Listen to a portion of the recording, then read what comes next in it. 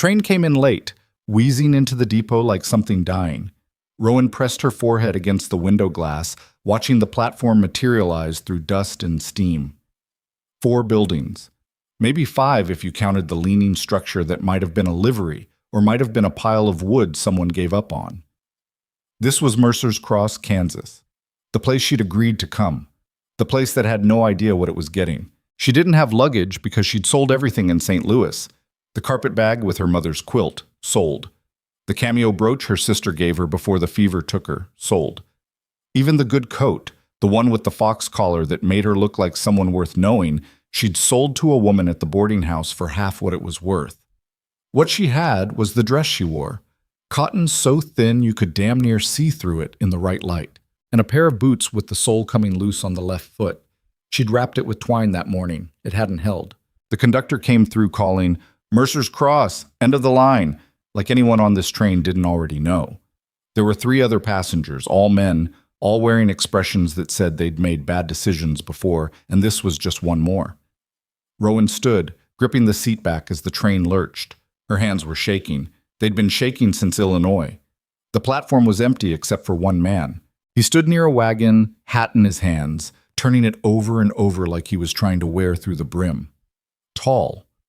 That was the first thing. Tall enough that she had to tilt her head back when she stepped down and he came forward. His face had the kind of weathering you get from years in the wind, lines cut deep around his eyes and mouth, but he wasn't old. 30, maybe. 35 at the outside. His hair needed cutting and his shirt had been mended at the shoulder, the stitches visible and uneven like he'd done it himself. "Miss Hale?"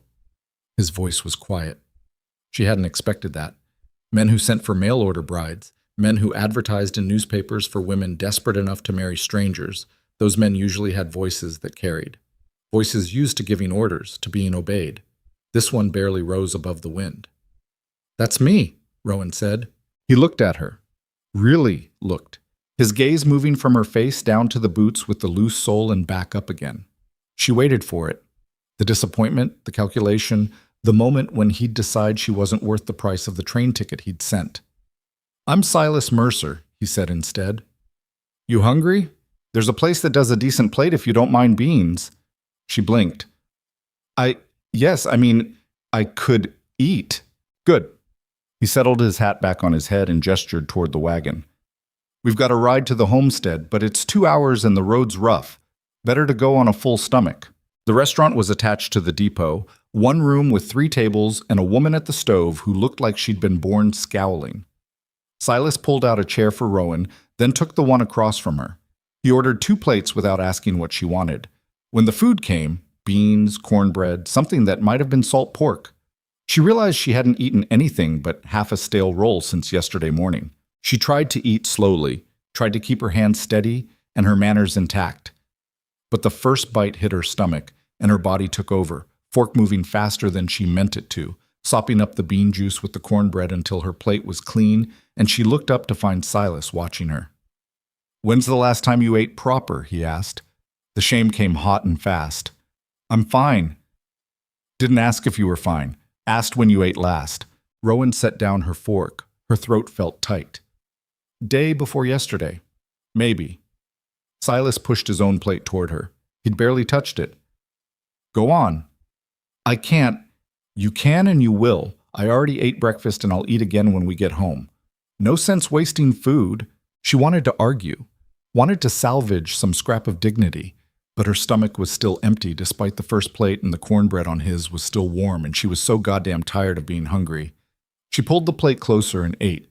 When she finished, Silas paid the woman at the counter, 2 bits, which seemed like robbery for beans and cornbread, but Rowan didn't say anything and led her back outside. The sun was higher now, the heat starting to press down, and the wind carried the smell of dust and animal manure and something else, something she couldn't name. Emptiness, maybe. The wagon was old, the wood sun-bleached and splintering, but the horse was solid. A bay gelding with kind eyes and a white star on his forehead. Silas helped her up onto the bench, his hand firm under her elbow, then climbed up beside her and took the reins. They rode in silence for the first 20 minutes. The town, if you could call 4 buildings a town, fell away behind them, and there was nothing. Just grass, endless and yellow-brown, rolling out to a horizon so flat and far it made her chest hurt to look at it. No trees, no hills, nothing to break the wind or give you something to measure distance against. You ever been on the prairie before? Silas asked. No. It takes getting used to. Rowan looked at him. His eyes were on the road, 2 ruts worn through the grass, barely visible, and his hands were steady on the reins. How long have you been out here? 8 years. Came in '73, right after the Homestead Office opened the territory. Claimed 160 acres and started building. By yourself? By myself. That must have been... She stopped, unsure what word to use. Hard, lonely, impossible. It was all of those things, Silas said, like he'd heard the unspoken words. Still is some days. But it's mine. That counts for something. Rowan folded her hands in her lap. The twine around her boot was coming loose again, the end trailing against the wagon floor. Why'd you send for a wife? He didn't answer right away. The silence stretched long enough that she thought maybe he wouldn't. Maybe the question was too personal or too blunt. Then he said, I got tired of talking to the cattle. It startled a laugh out of her, sharp and short. She clapped a hand over her mouth, but Silas was smiling, just a little, the corner of his mouth tilting up. Wasn't joking, he said. I know, that's what makes it funny. The smile stayed. What about you? Why'd you answer the ad? And there it was. The question she'd been dreading since she stepped on the train in St. Louis. She could lie. Could tell him some soft story about wanting adventure, about longing for the frontier, about believing in new beginnings. Women did that, didn't they? Spun their pasts into something prettier, something a man could accept. But Rowan was so tired of lying. I didn't have anywhere else to go, she said. Silas looked at her, really looked, the same way he had on the platform. That the whole truth? No. He nodded, like that was answer enough, and turned his attention back to the road. They rode another mile before he spoke again. Whatever you're running from, it's not my business unless you make it my business. I'm not asking you to tell me, but I'm not asking you to lie either. We're going to be living under the same roof, sharing the same table. I'd rather have silence than stories that aren't true. Rowan's hands twisted together in her lap. What if silence is all I've got? Then that's what we'll have. The homestead appeared over a low rise just past noon. It wasn't much. A house, if you could call it that. 4 walls, a roof, a chimney leaking smoke into the pale sky, a barn that leaned slightly to the left, a chicken coop, a well with a bucket, fences marking off a garden patch and a larger area for livestock. Everything looked half-finished, like Silas had started a dozen projects and never quite completed any of them. He pulled the wagon up near the house and set the brake. It's not fancy. I wasn't expecting fancy. Good. Because you'd be disappointed. He climbed down and came around to help her, his hands spanning her waist as he lifted her from the bench. For a second, they were close enough that she could smell him, sweat, and wood smoke, and something clean underneath, like soap. Then he stepped back, and the moment broke. The house was 1 room, a bed in the corner, a table with 2 chairs, a stove, shelves for dishes and dry goods. The floor was packed dirt, swept clean. The walls were bare except for a rifle mounted over the door and a single window that looked out toward the barn. Rowan stood in the doorway, taking it in. This was it. This was what she'd traveled 800 miles for.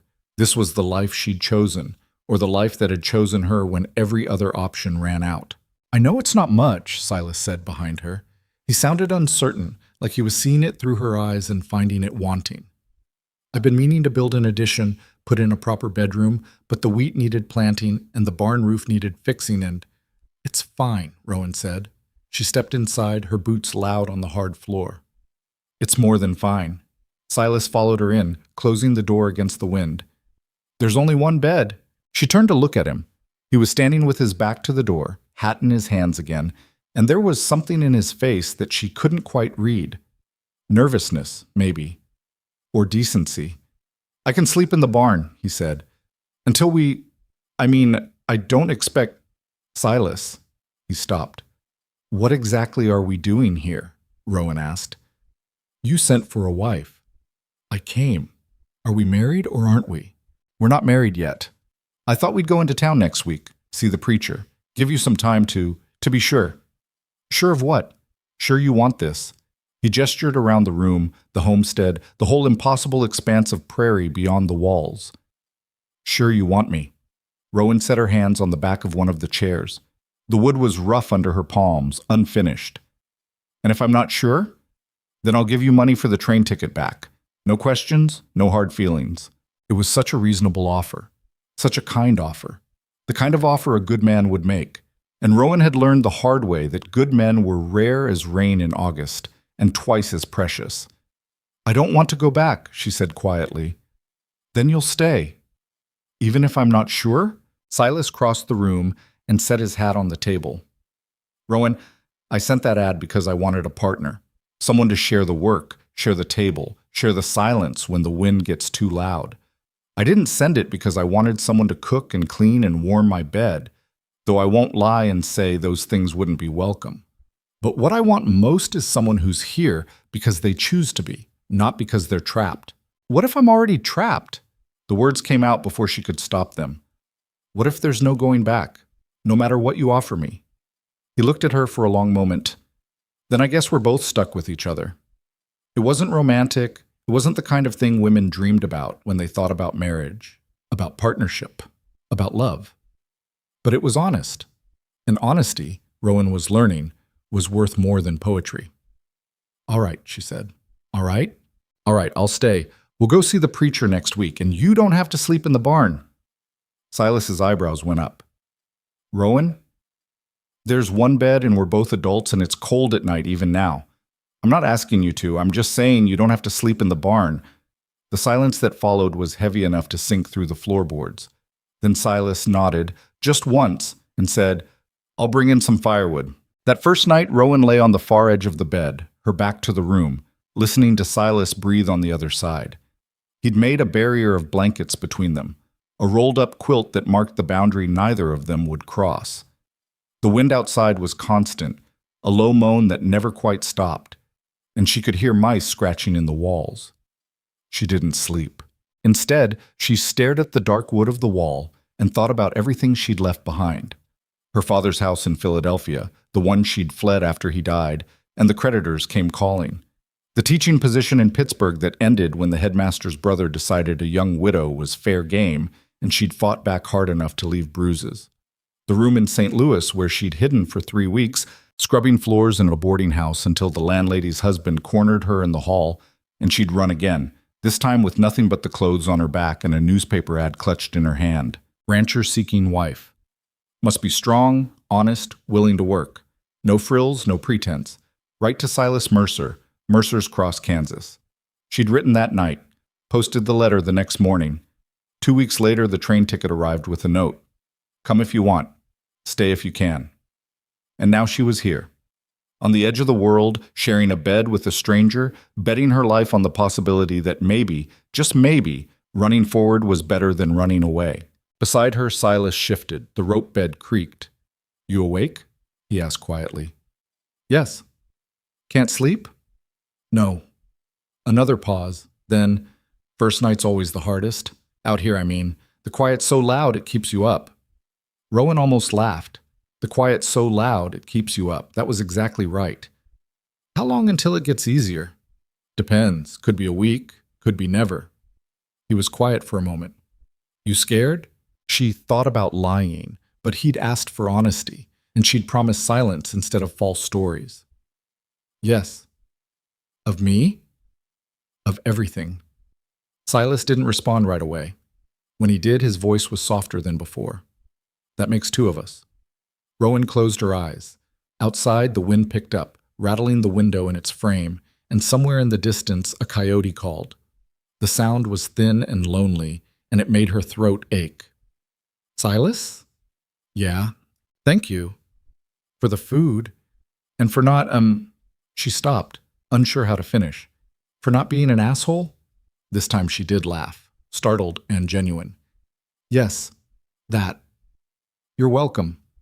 They didn't talk again that night, but somehow, in the darkness, with only the wind and the mice and the distant coyotes for company, the fear became something she could carry instead of something that carried her. And when she finally slept, just before dawn, she dreamed of open sky and roots growing deep. The days that followed fell into a pattern. Silas woke before sunrise, built up the fire, and went out to tend the animals. Rowan rose when the light came through the window, dressed behind the blanket barrier he'd strung across one corner for her, and started breakfast. Cornmeal mush, bacon if they had it, coffee so strong it could strip paint.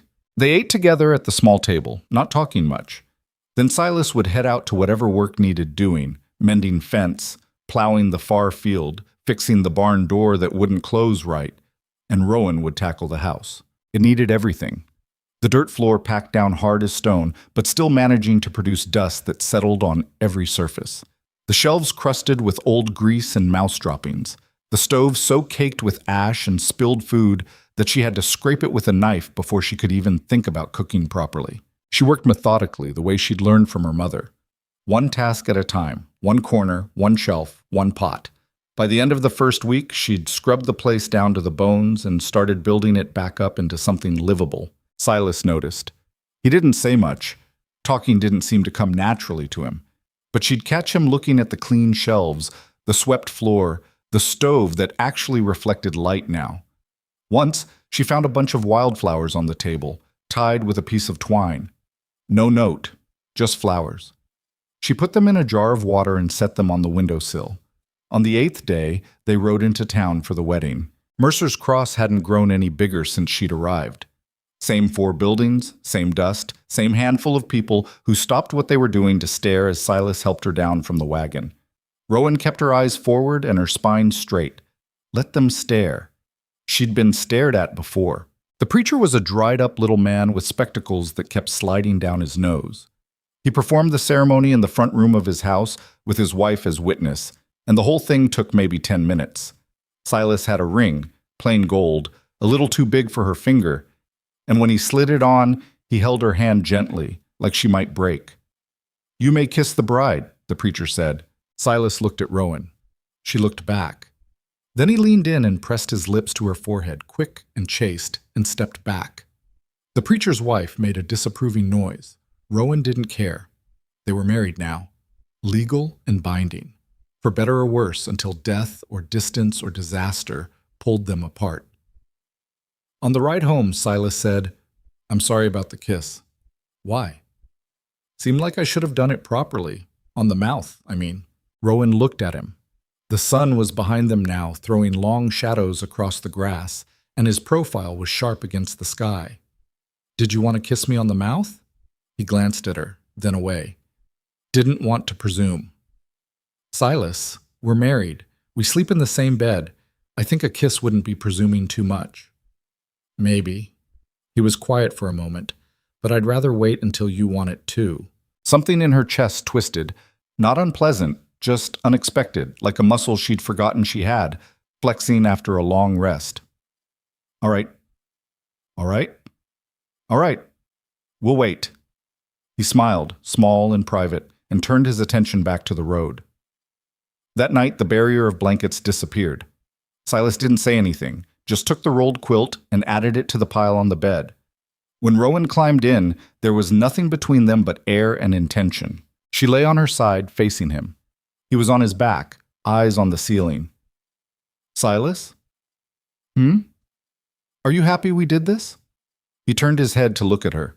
In the dim light from the dying fire, his eyes were dark and serious. "Ask me again in a year." "Why a year?" "Because right now, we're still strangers playing house. A year from now, we'll know if this was the smartest thing we ever did or the dumbest." Rowan considered that. "What if it's both? Then I guess we'll figure it out together." She reached out, tentative, and rested her hand on the blanket between them. After a moment, Silas covered it with his own. His palm was calloused and warm and steady. They fell asleep like that, hands touching, breath slowing, while outside the prairie wind sang its endless song. The work was harder than Rowan expected. Not the housework, she'd been doing that her whole life, but the land itself. The garden needed planting, and the soil was so hard she had to soak it with bucket after bucket of well water before the hoe would even bite. The chickens needed feeding, and their coop needed mucking, and one of them, a mean-eyed Rhode Island red, pecked her hand hard enough to draw blood. Silas found her sitting on the porch steps, sucking on her knuckle, glaring at the chicken coop. "Let me guess," he said. "Hester got you." If Hester is the red one, yes.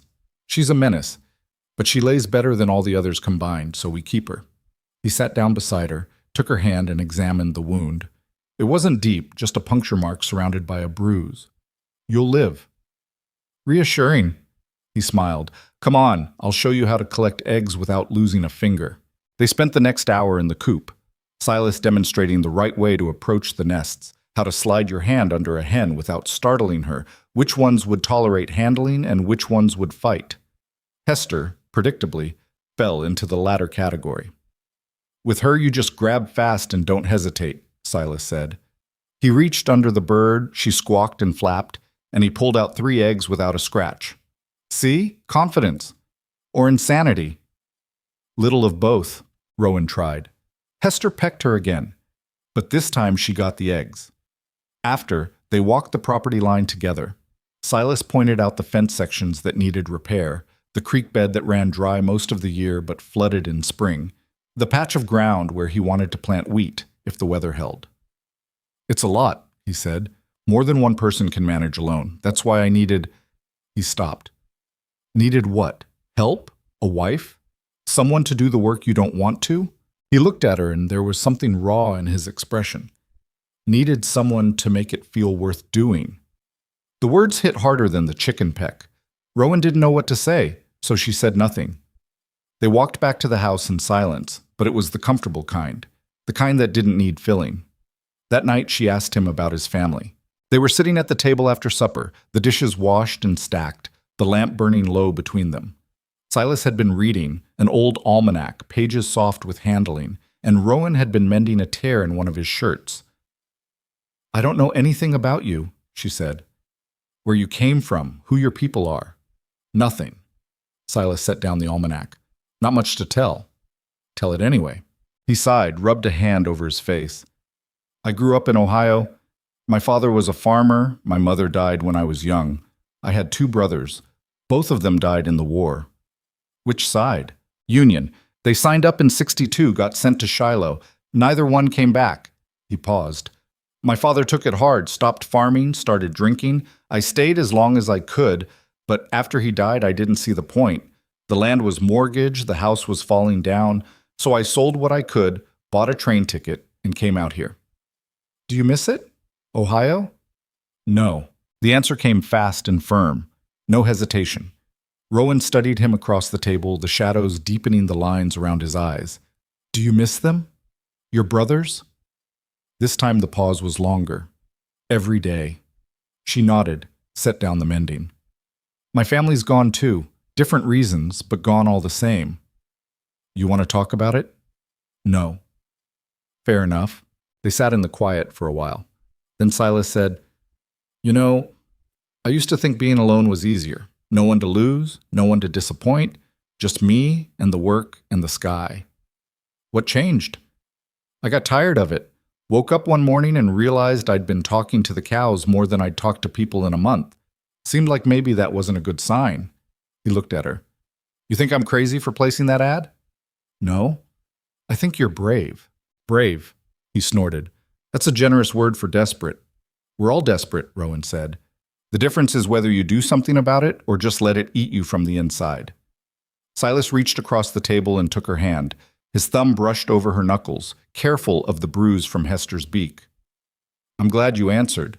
Ask me again in a year, Rowan said, echoing his words from before. He smiled. Deal. 2 weeks after the wedding, a storm rolled in. Rowan had never seen anything like it. Back east, storms came with warning, clouds building, air going heavy, birds going quiet. Here, the sky just opened up and unleashed hell. 1 minute the sun was shining, the next the wind was screaming and the rain was falling sideways and Silas was running for the barn, shouting at her to get inside. She made it to the house just as the hail started. Ice the size of hen's eggs, battering the roof, slamming into the walls. The noise was deafening. She stood in the middle of the room, hands over her ears, watching through the window as the world turned white. The storm lasted 20 minutes. When it stopped, the silence was shocking. Rowan opened the door. The ground was covered in ice, the garden flattened, the chicken coop listing to one side. Silas was walking back from the barn, soaked through, blood running down his forehead. "Are you hurt?" she called. "Barn door came loose, caught me in the head." He touched the wound, winced. "I'm fine." He wasn't fine. Inside, with the light better, she could see the gash was deep, still bleeding. She made him sit while she heated water, tore strips from an old sheet, cleaned and bandaged the wound as best she could. "You should have stayed in the barn," she said, "and let you weather it alone." "I'm not made of glass, Silas." "I know." He caught her wrist, gentle. "But you're still new to this. Storms out here, they're not like back east. They'll kill you if you're not careful." Rowan pulled her hand free and finished tying the bandage. "The garden's destroyed. We'll replant. The coop's half collapsed. I'll fix it." "What if—" She stopped, swallowed hard. "What if this is a mistake? What if I can't do this, can't handle this place, can't be what you need?" Silas stood, cupped her face in his hands, rough palms against her cheeks. "Rowan, look at me." She did. "You got on a train with nothing. You came 800 miles to marry a stranger. You scrubbed this place clean, fought off a demon chicken, and just watched your first prairie storm without screaming. You think that's someone who can't handle this?" "I'm scared," she whispered. "Good. Means you're paying attention." He leaned in, rested his forehead against hers. "I'm scared too. Every damn day.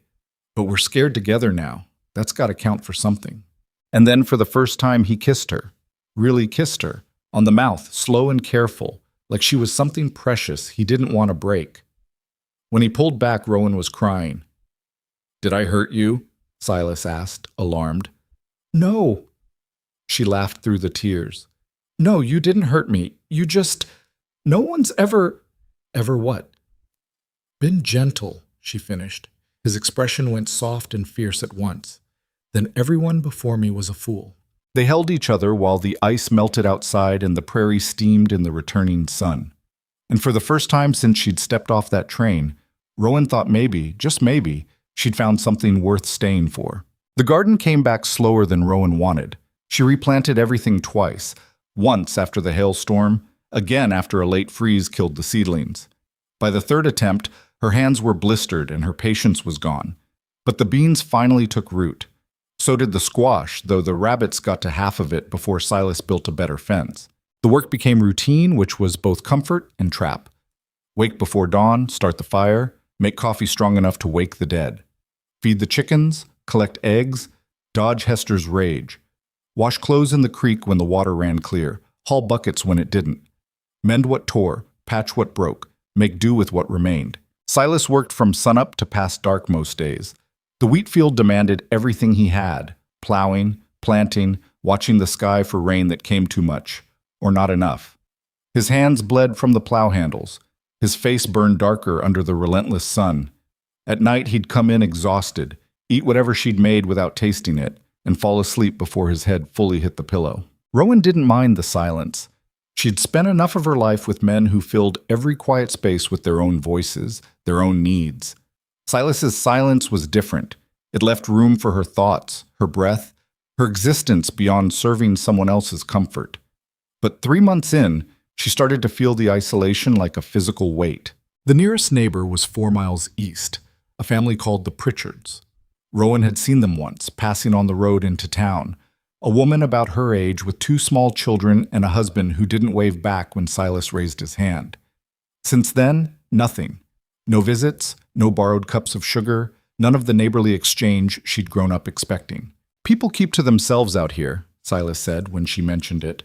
They were eating supper, beans again, always beans. "It's not personal." "Feels personal." "That's because you're used to cities where you can't walk 10 feet without bumping into someone. Out here, 4 miles might as well be 40. You don't drop by for tea when it costs half a day's work just to make the trip." Rowan pushed beans around her plate. "I'm not asking for tea parties. I'm asking for a conversation with someone who isn't you or a homicidal chicken." Silas set down his fork. "You getting tired of me already?" "No, I'm getting tired of hearing my own voice echo back at me all day while you're in the fields. You could come out with me. And do what? Watch you plow? You could learn to plow." She looked at him to see if he was joking. He wasn't. "You want me to plow the field. I want you to know how, in case something happens to me." He reached for the cornbread, tore off a piece. Out here, Rowan, you can't afford to only know half the work. If I break my leg or get kicked by the horse or... I get it, she said, cutting him off before he could list all the ways he might die and leave her alone. Fine. I'll learn to plow. Tomorrow morning, before it gets too hot. She nodded, but her stomach twisted. The field was massive, the plow was heavy, and she'd watched Silas struggle with it enough times to know it wasn't going to be easy. But he was right. She couldn't afford ignorance, not out here where survival came down to what you could do yourself. The next morning, Silas hitched the horse to the plow and led Rowan out to the unfinished section of the field. The sun was just clearing the horizon, turning the grass gold, and the air still held a trace of night's coolness. You hold here and here, Silas said, positioning her hands on the handles. Keep the blade at an angle, not too deep or you'll bog down. The horse does most of the work, but you've got to steer. That's it? That's it. You make it sound simple. It's not. He stepped back. But you'll figure it out. Rowan gripped the handles. They were rougher than she expected, the wood worn smooth in some places, splintered in others. The horse shifted, impatient, and the plow jerked forward. She stumbled, nearly lost her grip. Steady, Silas called. Don't let him pull you. You're in charge. She set her feet, tightened her hold, and clicked her tongue the way she'd heard Silas do.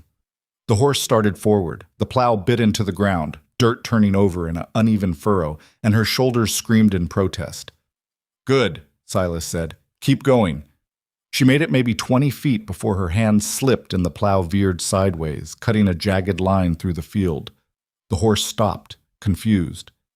Damn it, Rowan muttered. Try again. My hands.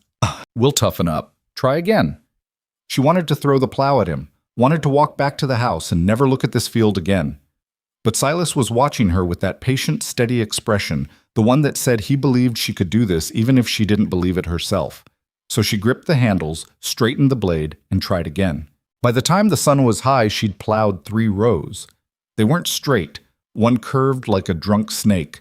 Another stopped halfway when she had to rest. But they were done. Her hands were bleeding in places, blistered everywhere else. Her back felt like someone had taken a hammer to her spine. Silas walked over, examined her work. Not bad for a first try. Liar. All right, it's crooked as hell, but you finished. He took her hands, turned them over to see the damage. Come on, let's get these wrapped before they get infected. Inside, he cleaned the blisters with water from the kettle, then wrapped her hands in strips of clean cloth. His touch was careful, methodical, and Rowan watched his face as he worked. The concentration there, the small furrow between his brows. You're good at this, she said. Had practice. Cut myself more times than I can count when I first started building this place. You did all this alone. The house, the barn, the fences, all of it. Didn't have much choice. Still, it's impressive. He glanced up at her, then back down at her hands. It's what needed doing. Rowan flexed her fingers, testing the bandages. Silas, can I ask you something? Why me? Of all the women who must have answered that ad, why did you pick me? He finished tying off the last strip of cloth before answering. You want the honest answer or the polite one? Honest. You were the only one who didn't lie. She blinked. What? Every other letter I got, they were full of, he gestured vaguely, stories about how strong they were, how hard they could work, how they'd always dreamed of frontier life. Pretty words that didn't mean anything, but yours, he stood, gathered up the soiled rags. Yours just said you needed to leave where you were and you were willing to work for a roof and food. No promises, no poetry, just the truth. That's it? Because I was too tired to lie? That's it. He dumped the rags in a bucket for washing. Figured anyone honest enough to admit they were desperate might be honest enough to build something real with. Rowan sat with that for a moment. She'd spent so much of her life lying, to her father about being fine after her mother died, to the headmaster about why she needed to leave Pittsburgh, to herself about what she was running from. The one time she'd been too exhausted to maintain the fiction, it had saved her. For what it's worth, she said quietly, I'm glad you picked me. Silas smiled, small and genuine. Ask me again in a year. 2 weeks later, a rider came. Rowan was in the garden, wrestling with a stubborn weed when she heard hoofbeats. She looked up to see a man on a gray mare riding hard from the east. He pulled up near the house, dismounted, and looked around with the kind of urgency that made her stomach drop. "You Mrs. Mercer?" he called. She stood, wiping dirt on her apron. "I am." "Name's Jack Pritchard. Your husband around?" "In the North Field. What's wrong?" "My wife's having the baby. It's coming wrong, and the midwife's 3 hours away in Larson. Your husband mentioned once you used to teach school. Figured maybe you had some learning, maybe knew something about birthing." Rowan's mouth went dry. "I'm not a midwife." "I know, but you're the closest thing I've got." His voice cracked. "Please, she's been laboring since yesterday morning and something's not right. I don't know what to do." She made the decision in a heartbeat. "Let me get my things. Wait here." Inside, her hand shook as she grabbed what little she had: clean rags, the bottle of whiskey Silas kept for emergencies, a sharp knife she hoped she wouldn't need. She scribbled a note for Silas, left it on the table, and ran back outside. "Can you ride?" Pritchard asked. "Well enough." He pulled her up behind him, and they took off at a pace that had her gripping his coat to stay seated. The 4 miles to the Pritchard homestead passed in a blur of pounding hooves and rising panic. What did she know about childbirth? She'd helped her mother once when a neighbor woman went into labor, but Rowan had been 12 and mostly useless.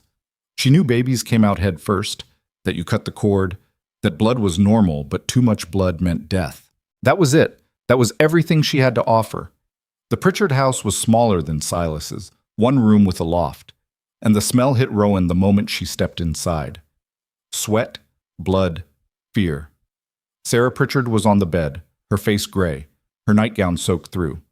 2 small children, a boy and a girl, neither older than 5, huddled in the corner, wide-eyed and silent. "Sarah," Rowan said, crossing to the bed. "I'm Rowan Mercer. Your husband brought me to help." Sarah's eyes found hers. "The baby's stuck." "How long have you been pushing?" "Hours. I can't. It won't come." Rowan looked at Jack. "Get those children out of here. Take them to the barn. Give them something to do. And boil water as much as you can." He hesitated. "Sarah, now," Rowan said, sharper than she meant. "I need space and she needs privacy." He gathered the children and left. Rowan turned back to Sarah, forced her voice to steady. "I'm going to examine you. It might hurt. I'm sorry." What she found made her blood run cold. The baby was breech, feet first, wedged in a position that would kill them both if it didn't change. She'd heard of this, footling breech they called it, and she'd heard it usually ended badly. But usually wasn't always. "Sarah, listen to me," Rowan said, keeping her voice calm even as her heart raced. "The baby's turned the wrong way. We need to shift it." "How?" "I'm going to try to turn it from the outside. It's going to hurt like hell, but if we don't do this, neither of you is going to make it." Sarah's hand shot out, gripped Rowan's wrist. "Do it." Rowan positioned her hands on Sarah's belly, feeling for the shape of the baby beneath the skin. There. The curve of a back, the hard knob of a head pointing up instead of down.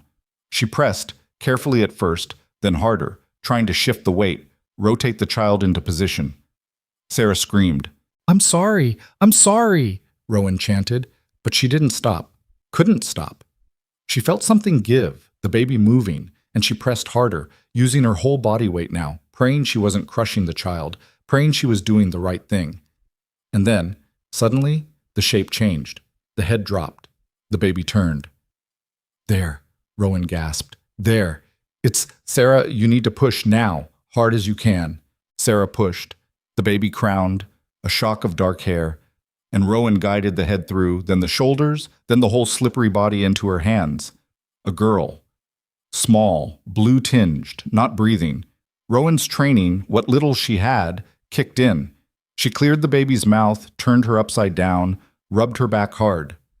Nothing. She did it again, harder, desperate. The baby gasped, coughed, started to wail. The sound was the most beautiful thing Rowan had ever heard. She wrapped the baby in clean cloth, cut and tied the cord with shaking hands, and placed her on Sarah's chest. Sarah was crying, laughing, clutching the tiny body like it might disappear. You did it, Rowan said, though she wasn't sure who she was talking to. Jack came in, saw his wife and daughter alive, and dropped to his knees beside the bed. The children crept in after him, staring at their new sister with wonder. Rowan stepped back, suddenly aware she was covered in blood and shaking so hard her teeth chattered. She went outside, sat on the porch steps, and put her head between her knees. She'd just delivered a baby, a breech baby. Without a midwife, without training, with nothing but desperation and half-remembered instructions from a decade ago. They could have died. Both of them. One wrong move, 1 second's hesitation, and she'd be inside that house with 2 bodies instead of 2 living, breathing people. The door opened behind her. Jack sat down beside her, handed her a cup of water. "You saved them," he said quietly. Rowan drank, her throat raw. "I got lucky." Luck had nothing to do with it. He looked at her, this man she'd never properly met before today. "Sarah told me what you did, turning the baby. That took knowledge and guts. It took panic and guesswork. Doesn't matter what it took. Matters that it worked." He paused. "We owe you. Anything you need, anytime, you just ask." Rowan nodded, too tired to argue. They sat in silence for a while, watching the sun sink toward the horizon. Eventually she stood, told Jack she needed to get home before dark. He offered to ride her back, but she refused. He needed to stay with his family. Instead, she borrowed their gentlest horse and made the 4-mile trip alone, the Kansas sky turning purple overhead. Silas was waiting on the porch when she arrived. He took one look at her, blood-stained, exhausted, still shaking, and pulled her into his arms without a word. "The baby?" he asked against her hair. "Alive, both of them." His arms tightened. "You scared the hell out of me. Found your note, didn't know if—" "I'm sorry, I had to go. He didn't have anyone else." "I know." He pulled back, looked at her face. "You did good, Rowan." She shook her head. "I did what I had to. It's not the same thing." But later, lying in bed with Silas's arm around her waist, she let herself feel it. The terror, yes, but also the triumph. She'd saved 2 lives today. She'd reached into the space between living and dying and pulled them back to the right side. Maybe she was stronger than she thought. The days after the Pritchard baby, the homestead felt different. Word traveled fast on the prairie, faster than seemed possible given the distances between neighbors. Within a week, 3 different families had stopped by. The first brought a basket of preserves. The second offered help with the harvest. The third just wanted to meet the woman who'd delivered a breech baby without a midwife. Rowan didn't know what to do with the attention. She'd spent so long trying to disappear to avoid notice that being seen felt dangerous. But Silas seemed pleased, even proud, and she couldn't bring herself to push people away when he'd been isolated for so long. The second visitor was a woman named May Hutchins, 40-something with a sharp tongue and sharper eyes. She ran a boarding house in Mercer's Cross and had opinions about everything. "Heard what you did for Sarah Pritchard," May said, settling herself at the table without invitation. "That took sand." "It took desperation," Rowan said, pouring coffee. "Same thing out here." May took a long drink, made a face. "Strong enough to strip varnish." "How long you been making coffee this way?" "Since I got here." "Silas likes it strong." "Silas probably doesn't know the difference between coffee and creek water." May set down the cup. "Listen, I'm not here just to flap my gums. Town's growing, slow but growing, and we need someone who can teach the children. The last teacher quit after 1 winter, said she couldn't take the isolation. But you're already here, already married to the land. Interested?" Rowan froze. Teaching. She hadn't taught since Pittsburgh, hadn't thought she'd ever teach again. "I don't know if I'm qualified." "Can you read?" "Yes." "Write?" "Yes." "Do basic arithmetic?" "Yes." "Then you're qualified. Most of these kids can't do any of that. Their parents need them working too much to worry about letters." May leaned forward. "It wouldn't be much. Maybe 3 days a week during winter when the work slows down. We'd pay what we could, though I'll be honest, it's not much." "I don't need money," Rowan said automatically. "Everyone needs money, honey. Don't be stupid." May stood, brushed crumbs from her skirt. "Think about it. Talk to your husband. Let me know before the snow flies." After she left, Rowan stood at the window, watching dust settle on the empty road. Teaching. It had been her whole life once, the thing that gave her purpose, the thing she was good at, until it wasn't safe anymore, until she had to run. But this was different. This was a handful of frontier children who needed basics, not a school full of Pittsburgh families expecting refinement. This was work she could do without pretending to be someone she wasn't. When Silas came in that evening, she told him about May's offer. "What do you want to do?" he asked. "I don't know. Part of me wants to say yes, but part of me thinks I'd be taking on more than I can handle." "When's the last time you did something just because you wanted to, not because you had to?" The question caught her off guard. She couldn't remember. Everything in her life had been necessity, survival, running from one disaster toward the next possible salvation. "That's what I thought," Silas said gently. "So here's what I think. You should do it. Not because we need the money, though it wouldn't hurt, and not because May needs a teacher, though the town does, but because you miss it. I can see it in your face when you talk about teaching. You miss it." "I'm scared," she admitted. "Of what?" "Of failing. Of people finding out I'm not who they think I am. Of—" She stopped, unable to voice the deepest fear that someone from her past would hear about the teacher in Mercer's Cross and come looking. Silas took her hand. "You're allowed to be scared and still say yes." So she did. She told May she'd teach, starting after harvest. 3 days a week, winter months only, in the back room of May's boarding house until they could build a proper schoolhouse. The harvest came in better than expected. The wheat was good, the prices were fair, and Silas sold enough to buy a milk cow and replace the sagging porch steps. Rowan preserved everything from the garden: beans, squash, tomatoes, the few precious peaches from a tree Silas had planted years ago and sworn would never fruit. They worked side by side, Silas cutting wheat while Rowan bundled it, both of them moving through the field in a rhythm they'd developed without conscious thought. At night, they collapsed into bed, too tired for anything but sleep. But even exhausted, Rowan found herself content in a way she'd never been before. This life wasn't easy. It wasn't safe. But it was hers. One evening in late September, as they sat on the new porch steps watching the sunset, Silas said, "You ever think about children?" Rowan's breath caught. "Sometimes. And I don't know if I'd be any good at it. You delivered Sarah's baby. You're going to teach a dozen kids this winter. Seems like you're better with children than you think." "That's different from raising one." "Maybe." He was quiet for a moment.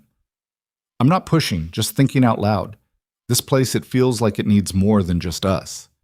Rowan looked out at the homestead, the house they'd improved together, the garden she'd coaxed from hard ground, the field they'd harvested side by side. He was right.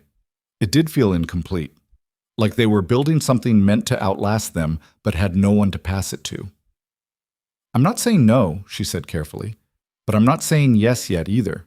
"Fair enough." 2 months later, her monthly bleeding didn't come. She waited a week, then 2, before she let herself believe it. By the 3rd week, she couldn't deny it anymore. The nausea that hit her every morning, the exhaustion that made her want to sleep 12 hours a day, the way her breasts ached when she moved too fast. She was pregnant. The realization didn't come with joy, not at first. It came with terror. She'd seen what childbirth did to women, seen her own mother nearly die bringing her youngest brother into the world, seen Sarah Pritchard gray-faced and bleeding. And those were the women who survived. The prairie was full of graves marked with wooden crosses, women who died bringing children into a world that wasn't ready for them. She didn't tell Silas right away. Instead, she carried the knowledge like a stone, heavy and cold, while she tried to sort through her own feelings about it. But Silas noticed. He always noticed. "You feeling all right?" he asked one morning when she'd run outside to vomit behind the chicken coop. "Fine. Something I ate." "Rowan." She straightened, wiped her mouth. "What?" "Don't lie to me. We agreed, silence or truth, but no lies." The words hit like a punch. He was right. They'd built everything on honesty, and here she was trying to hide the biggest truth of all. "I'm pregnant," she said. Silas went very still. "You're sure?" "Yes." "How long?" 2 months, maybe. I'm not certain." He crossed the distance between them in 3 steps, pulled her into his arms.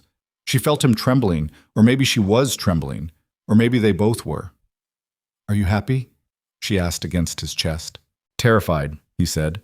"But yes. Are you?" "Same." They stood there holding each other in the morning light, while the chickens scratched nearby and the wind blew cold from the north. A baby. They were going to have a baby. The thought was too big to fit inside her head, too real and impossible at once. "We'll figure it out," Silas said finally. "Together. What if something goes wrong? Then we'll handle that too." He pulled back, looked at her face. "You saved Sarah and her baby. You're stronger than you know, Rowan. That's different. I wasn't the one giving birth." "No, but you'll have help this time. Sarah, May, the other women, and me. I'm not going anywhere." She wanted to believe him, wanted to trust that this would turn out all right, that she wouldn't die screaming like so many frontier women did, leaving their husbands alone with a motherless child and a house full of grief. But wanting wasn't enough. She'd learned that the hard way. Winter came early that year. The first snow fell in October, light and melting by noon, but a warning of what was coming. Rowan started teaching in November. 8 children ranging from 5 to 13, all of them eager in their own rough way. The oldest was a girl named Emma, who could barely write her own name but absorbed information like a sponge. The youngest was a boy named Thomas, who mostly wanted to chase the barn cats but sometimes sat still long enough to learn his letters. Rowan loved it. Loved the challenge of reaching each child where they were, loved seeing understanding dawn on their faces, loved the simple satisfaction of passing on knowledge to people who actually wanted it. And the work kept her mind off the pregnancy, at least for a few hours a day. By December, her belly was starting to show. Not much, just a small curve that Silas noticed immediately and touched with such reverence it made her throat tight. The morning sickness had mostly passed, replaced by a constant low-level exhaustion and an appetite that surprised them both. "I've never seen you eat like this," Silas said, watching her demolish a second helping of stew. "I'm eating for 2 now, apparently 2 very hungry people." He smiled. "I like it. You were too thin when you got here. Careful, I might get fat enough to rival the milk cow." "Good. You could use some extra padding for winter." They were easier with each other now, playful in a way they hadn't been before. The pregnancy had shifted something between them, turned them from 2 people sharing a house into something more like partners, maybe even family. But the fear was still there, underneath everything. It came to a head on a night in January when Rowan woke to cramping so severe she couldn't breathe. She gripped the blankets, trying not to wake Silas, trying to convince herself it was normal, just the baby growing, nothing to worry about. Then she felt the wetness. She threw back the blankets. Blood, dark in the moonlight coming through the window. "Silas," she gasped. "Silas, wake up!" He came awake instantly, took one look, and was moving. He lit the lamp, examined the blood, pressed his hand to her belly. "How bad is the pain?" "Bad, like knives. I'm getting Sarah. It's the middle of the night. I don't care." He was already pulling on his boots, his coat. "You stay here. Don't move. I'll be back as fast as I can." He was gone before she could argue. Rowan lay in the lamplight, one hand on her belly, praying to anyone who might be listening that this baby, this impossible, terrifying, precious thing, would hold on. Sarah arrived within the hour, breathless and worried. She examined Rowan with gentle hands, asked questions about the pain, the bleeding, when it started. "It's not a miscarriage," she said finally. "Not yet, but you need to rest. Complete rest. No work, no teaching, nothing but lying in bed until this baby comes." "I can't just—" "You can and you will." Sarah's voice was firm. "You saved my daughter's life. Let me return the favor." So Rowan rested. Silas took over everything, cooking, cleaning, tending the animals, keeping the fire going. The other women from town came in shifts, bringing food, sitting with her, making sure she didn't try to do too much. May brought books. Sarah brought gossip. Emma, the oldest student, brought carefully written letters from all the children, telling her they missed her and hoped she'd come back soon. The bleeding stopped after 3 days. The cramping eased. And slowly, carefully, Rowan let herself hope. The baby kicked for the first time in February. Rowan was lying in bed reading one of the books May had brought when she felt it, a flutter, then a definite thump against her ribs. "Silas," she called. He came in from the other room, concern on his face. "What's wrong?" "Nothing's wrong. Give me your hand." She placed his palm on her belly. They waited. Another kick, strong enough that she saw Silas's eyes go wide. "That's—" He couldn't seem to finish the sentence. That's our baby, Rowan said. He knelt beside the bed, both hands on her belly now, feeling every movement. When he looked up at her, there were tears on his face. We're going to be all right, he said, voice rough. All three of us. We're going to be all right. And for the first time since she'd seen that blood in January, Rowan believed him. Spring came late, fighting winter for every inch of ground. The snow melted in patches, leaving the prairie a mess of mud and dead grass, and Rowan watched it from the window with her hands pressed to her back. The baby sat low now, heavy and restless, kicking at odd hours like it was testing the limits of the space it occupied. She was 8 months along, maybe more.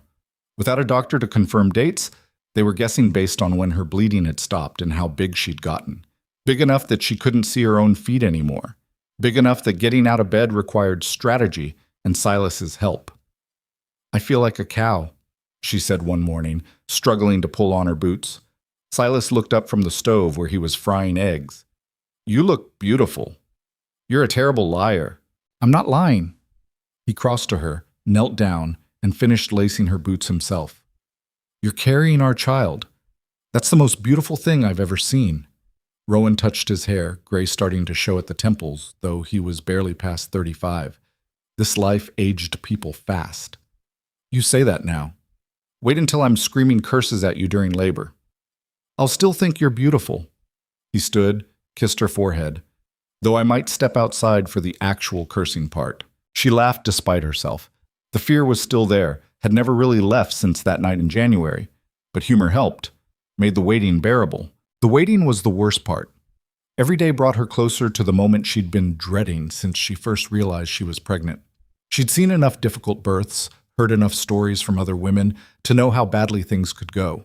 And out here, with the nearest doctor 3 hours away and the midwife even farther, she'd be relying on Sarah and May and whatever luck they could scrape together. Sarah stopped by twice a week now, checking on Rowan's progress, making sure everything looked normal.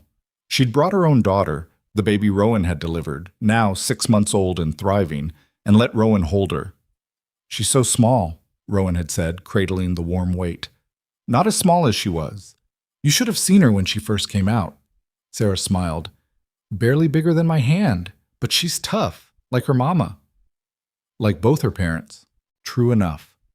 Sarah had taken the baby back, settled her on her hip. You're going to be fine, Rowan. I know you're scared, but you're stronger than you think. Everyone kept saying that. You're stronger than you think. Like if they said it enough times, it would become true through sheer repetition. But Rowan knew the truth. Strength didn't matter when your body decided to betray you. Strength didn't stop hemorrhaging, didn't prevent cord accidents, didn't guarantee the baby would come out breathing. She didn't say any of this to Sarah, just nodded and smiled and pretended she believed it too. By late March, Rowan couldn't sleep through the night anymore. The baby was too active, her back hurt too much, and every position felt wrong. She'd get up, pace the small house in the darkness, press her hands to the small of her back and will the ache to ease. Silas always woke when she did.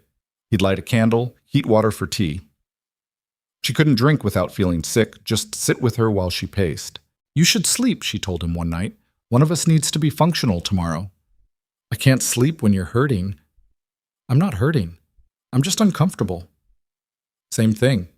She stopped pacing, looked at him sitting at the table in his undershirt, hair sticking up on one side. What are we going to name it? The baby? No, the chicken. Yes, the baby. He rubbed his face. I don't know. Haven't thought about it much. We should probably think about it, considering it's coming any day now. Do you have ideas? Rowan sat down across from him, the chair creaking under her weight. If it's a girl, I was thinking Clara. That was my mother's name. Clara's good. Silas reached across the table, took her hand. And if it's a boy? I don't know. What was your father's name? Robert, but I don't... He stopped. I don't want to name a child after him. The way he said it told Rowan everything she needed to know about his father. She squeezed his hand.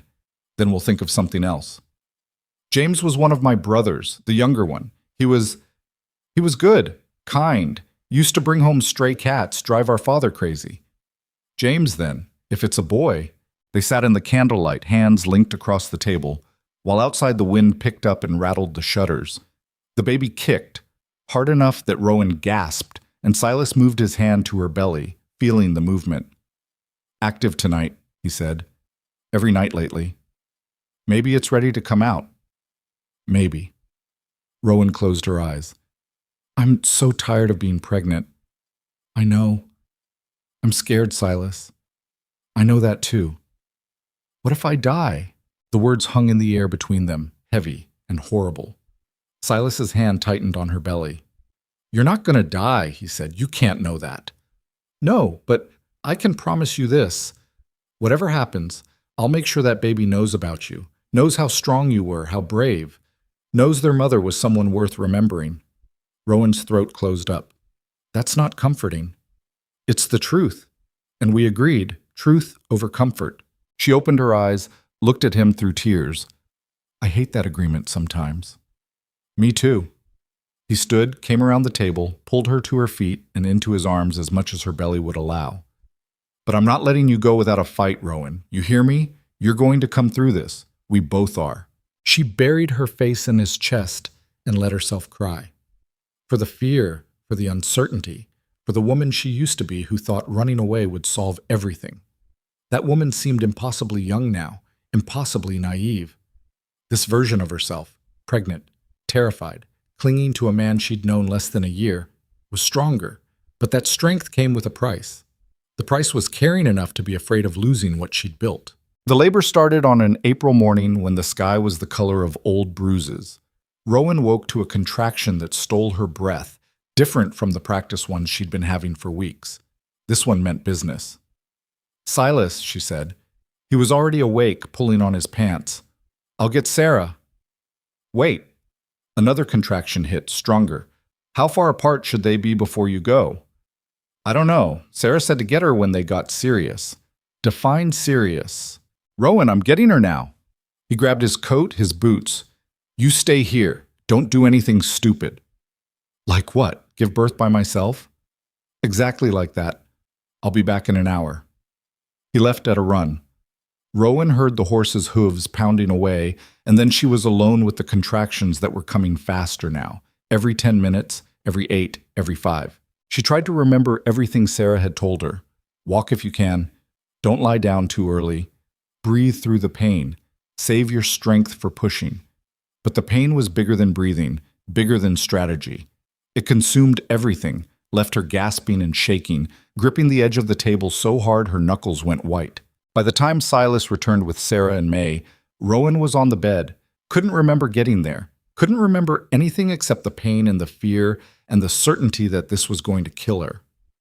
How far apart? Sarah asked, all business now. I don't know, close, too close. Sarah examined her, her hands gentle but firm.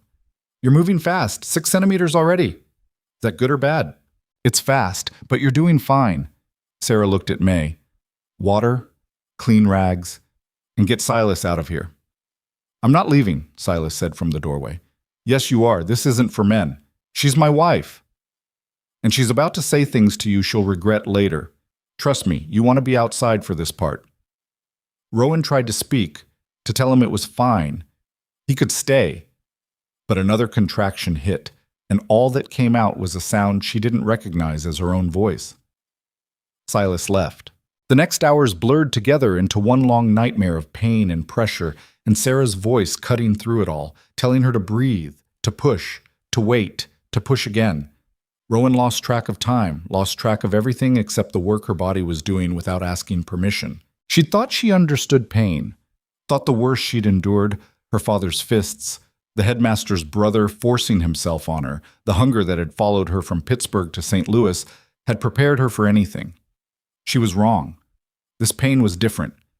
It was productive, purposeful, but that didn't make it easier. It split her open, turned her inside out, reduced her to something animal and desperate. I can't, she gasped at one point. I can't do this. Yes, you can, Sarah said. You are doing it. The baby's almost here. I'm going to die. You're not going to die. Now push. Rowan pushed. Felt something shift, something tear. Heard Sarah say, there's the head. One more, Rowan. One more big push. She pushed with everything she had left. Felt the baby slide free in a rush of fluid and relief so intense she sobbed. Then silence. Horrible, endless silence. Why isn't it crying? Rowan tried to sit up. Sarah, why isn't it crying? Sarah was working over the baby, rubbing its back, clearing its mouth. May had moved beside her, both women focused, moving with practiced efficiency. The silence stretched. Then finally, a sound, a cough, a sputtering wail that built into a full-throated cry. It's a girl, Sarah said, wrapping the baby in clean cloth. A healthy, angry girl. She placed the baby on Rowan's chest. Rowan looked down at the tiny face, red and wrinkled and furious, and felt something in her chest crack wide open. Clara, she whispered. Her name is Clara. The baby kept crying, her fists waving, and Rowan started laughing through tears. She was alive. They were both alive. Somehow, impossibly, they'd made it through. Sarah finished the work, delivering the afterbirth, checking for tears, cleaning up the worst of the mess. May brought fresh water, clean sheets, helped Rowan into a clean nightgown while Sarah held Clara. You did good, May said quietly. Real good. I thought I was dying. Everyone thinks that, but you didn't. You're tougher than you look. When everything was settled, Sarah brought Silas in. He stood in the doorway, pale and shaking, his eyes finding Rowan first and then the bundle in her arms. It's a girl, Rowan said. Clara. He crossed to the bed like he was walking through water, sat down carefully, and looked at his daughter for the first time. Clara had stopped crying, was just staring up with unfocused eyes, her tiny hand curled against Rowan's chest. She's perfect, Silas said, his voice breaking. She's wrinkled and angry, and she looks like an old man. She's perfect, he repeated. He touched Clara's hand with one finger. She gripped it reflexively, and Silas made a sound somewhere between a laugh and a sob. Sarah and May gave them privacy, slipping out to clean up and give the new parents space. Rowan watched Silas watching Clara, memorizing the moment, the way the afternoon light came through the window, the sound of the wind outside, the weight of her daughter in her arms. We did it, she said. Silas looked up at her. You did it. No, we. She was exhausted, every muscle in her body screaming, but she'd never felt more certain of anything. We did this together. He leaned in, kissed her forehead, then Clara's. Thank you. For what? For staying, for fighting, for giving me this. Rowan's eyes burned. Ask me again in a year if you're still thankful. I will be. He settled beside her on the bed, one arm around her shoulders, the other hand resting on Clara. I already know I will be.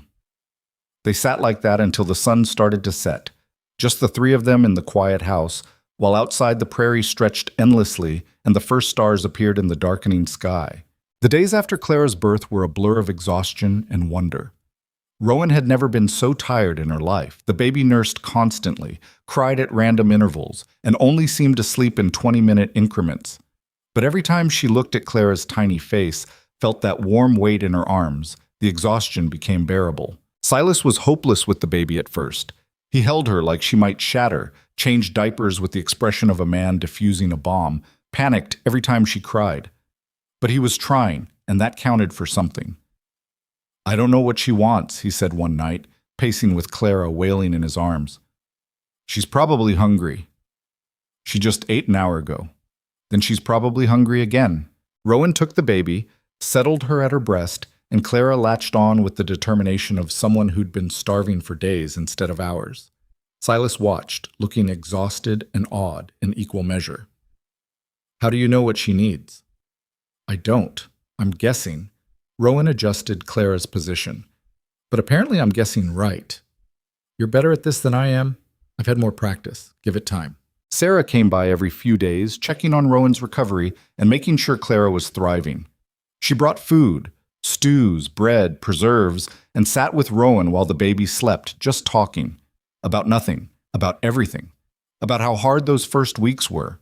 About how it got easier. About how Sarah had cried every day for a month after her first was born because she was so overwhelmed. Does it get better? Rowan asked. Eventually. Then it gets worse again when they start walking. Then better. Then worse when they hit adolescence. Sarah smiled. But you loved them through all of it. May came too, less frequently but with her usual bluntness. She'd hold Clara with the confidence of someone who'd helped raise half the children in town, then hand her back and start organizing Rowan's kitchen without being asked. "You need help," May announced one afternoon. "I'm managing. You're barely surviving. There's a difference." May dried the last dish, hung the towel. "I know 3 girls in town who'd be willing to come out here a few days a week, help with cooking, cleaning, watching the baby so you can sleep. I don't need—" "Yes, you do. And before you say you can't afford it, Silas already talked to me. He wants to hire someone." Rowan looked toward the bedroom where Silas was trying to get Clara down for a nap. "He didn't mention it, probably because he knew you'd argue." May sat down across from her. "Listen, honey, out here, we help each other or we don't survive. You helped Sarah when she needed it. Now let us help you."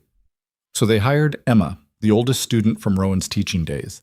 She came 3 times a week, did the heavy cleaning, made meals, held Clara while Rowan slept for precious, uninterrupted hours. The girl was 17, strong, capable, and thrilled to have paying work. With Emma's help, Rowan started to feel human again. The fog of exhaustion lifted enough that she could think clearly, could remember conversations, could find joy in Clara's small milestones instead of just surviving them. Clara smiled for the first time at 6 weeks. A real smile, not just gas, and Rowan called Silas in from the field to see it. They both stood over the cradle Silas had built, watching their daughter grin up at them like they'd hung the moon. "She's going to be trouble," Silas said. "How can you tell?" "That smile. That's a smile that's going to get her into all kinds of trouble." Rowan laughed. "She's 6 weeks old. Trouble starts early." By summer, Clara was sleeping through most nights, and Rowan had recovered enough to take over more of the household work. Emma still came twice a week, but Rowan was cooking again, cleaning again, slowly rebuilding the strength she'd lost. The garden came in strong that year. Beans, squash, tomatoes, and the peach tree, the one Silas had sworn would never fruit, finally produced 3 small, perfect peaches. Rowan stared at them like they were gold. "I told you," Silas said, grinning. "Just needed time." 7 years. You waited 7 years for 3 peaches. Worth it. They ate 1 fresh, preserved one, and planted the pit from the 3rd, Silas muttering about patience and faith while Rowan rolled her eyes. But secretly, she loved it. Loved that he'd planted something he wouldn't see mature for years. Loved that he believed in futures that required waiting. The harvest was good that year, better than they'd hoped. Silas sold the wheat for a fair price and bought lumber for the addition he'd been promising since Rowan arrived. He spent late summer and early fall building a 2nd room onto the house, working evenings after the field work was done. Rowan would sit on the porch with Clara, watching him measure and cut and hammer, the baby content to observe the world with wide, serious eyes. "Your papa's building us a bedroom," Rowan told her, "which means you'll get the main room eventually, when you're old enough to sleep alone." Clara grabbed Rowan's finger, stuck it in her mouth. "I'll take that as approval." The addition was finished by October. It wasn't fancy, just 4 walls, a window, and a door, but it was theirs. Silas built a proper bed frame, and they moved the old mattress in, and for the first time since Rowan arrived, they had privacy. That night, lying in their new room with Clara asleep in the cradle beside them, Silas said, "This feels different." "Good different or bad different?" "Good. Like this is really ours now. Not just a homestead I claimed. Not just a house I built. Ours." Rowan turned toward him in the darkness. "It's been ours for a while." "I know. But now it feels permanent." He found her hand under the blankets. "Like we're building something that'll outlast us." "The Peachtree philosophy. Something like that." She moved closer, rested her head on his shoulder. "I'm glad I answered your ad." "Yeah?" "Yeah. Even though I was terrified, even though I didn't know what I was getting into, I'm glad." Silas kissed the top of her head. "Ask me if I'm glad I picked your letter." "Are you?" "Every damn day." They fell asleep like that, tangled together in their new room, while Clara breathed softly nearby, and outside the prairie settled into the quiet dark. Winter came hard that year. Early snow in November, then more in December. Then a blizzard in January that buried the homestead for 3 days. Rowan had never experienced anything like it. The howling wind, the whiteout conditions, the sense of being completely cut off from the world. They were trapped inside with a 9-month-old who'd just started crawling and had no understanding of why she couldn't go outside. Clara fussed, cried, crawled in endless circles around the main room, while Rowan and Silas took turns entertaining her and trying not to go crazy themselves. "This is what you meant about the silence being too loud," Rowan said on the second day. Silas looked up from where he was letting Clara pull herself up using his legs as support. "This isn't silence. This is a screaming baby and howling wind. You know what I mean." "Yeah, I do." He caught Clara before she toppled, set her back on her feet. "You doing all right? Ask me when the storm's over." But she was doing all right, really. Better than all right. Yes, they were trapped. Yes, Clara was fussy. Yes, the cabin felt smaller every hour. But they were warm, they had food, and they had each other. That was more than a lot of people had. The storm broke on the 4th day. Silas dug them out, checked on the animals, all alive, though the chickens were pissed, and surveyed the damage. A section of fence down, part of the barn roof gone, but nothing they couldn't fix. That night, Jack Pritchard showed up on their doorstep. Rowan opened the door to find him standing there, snow-covered and grim-faced. "What's wrong?" she asked. "Ben Carver's place burned down during the storm. His wife and 2 kids got out, but Ben—" Jack stopped. He didn't make it. The news hit like a physical blow. Ben Carver, the man who'd helped Silas with the harvest, who'd waved at Rowan in town, who had 2 little girls and a wife who was pregnant with their 3rd. Dead. "What happened?" Silas asked, appearing behind Rowan. "Chimney fire, they think. Spread too fast in the wind. The whole place went up in minutes." "Where's Martha? Where are the girls?" "At our place for now, but Sarah's house is full and May's boarding house is packed with folks who can't get back to their own homesteads. I was hoping—" Jack looked uncomfortable. "I know you just had a baby, and it's asking a lot, but could they stay here for a few days, just until we figure something out?"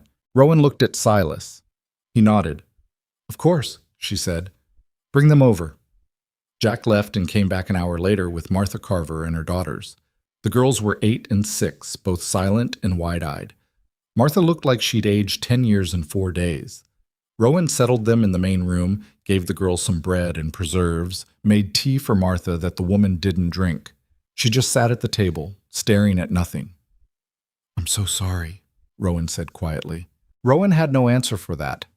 Nothing that would make it better. Nothing that would bring Ben back or fix the impossible situation Martha was facing. So she just sat beside her, took her hand, and let her cry. The Carvers stayed for a week. Martha slowly came back to herself, or at least to a functional version of herself. The girls played with Clara, helped Rowan in the kitchen, asked questions about the baby with the frank curiosity of children who hadn't yet learned to hide their thoughts. On the 7th day, Martha announced she was going back to Ohio. She had a sister there, family who could help. "I can't stay here," she said. "Every time I look at this prairie, I'll see that fire. I can't raise my children like that." "I understand," Rowan said. "Do you?" Martha's voice was sharp. "You've got a husband, a home that isn't ashes. You can't possibly understand."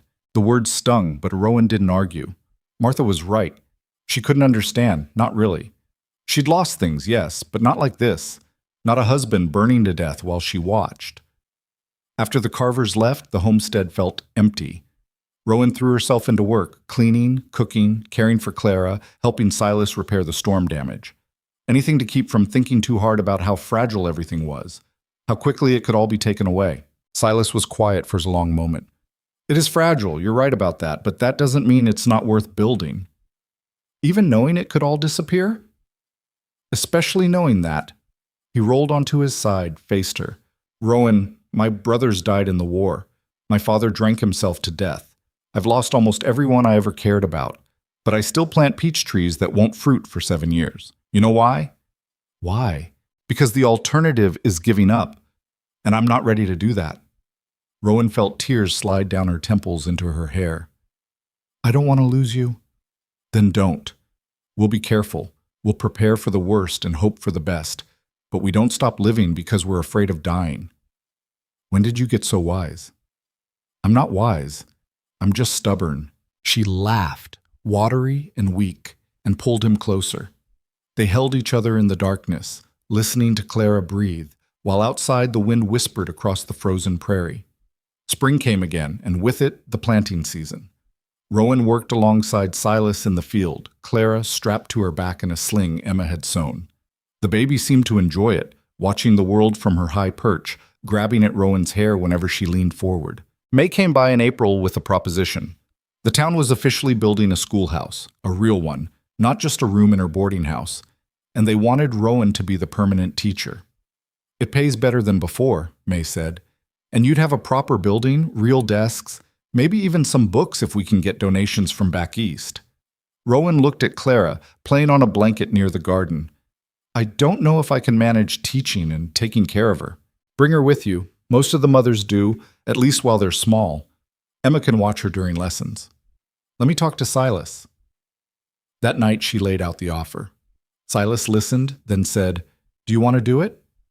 "I think so. I miss teaching, and we could use the money." "Then do it." "Just like that?" "Just like that." He smiled. "You're good at it, Rowan, and those kids need someone who knows what they're doing." So she said yes.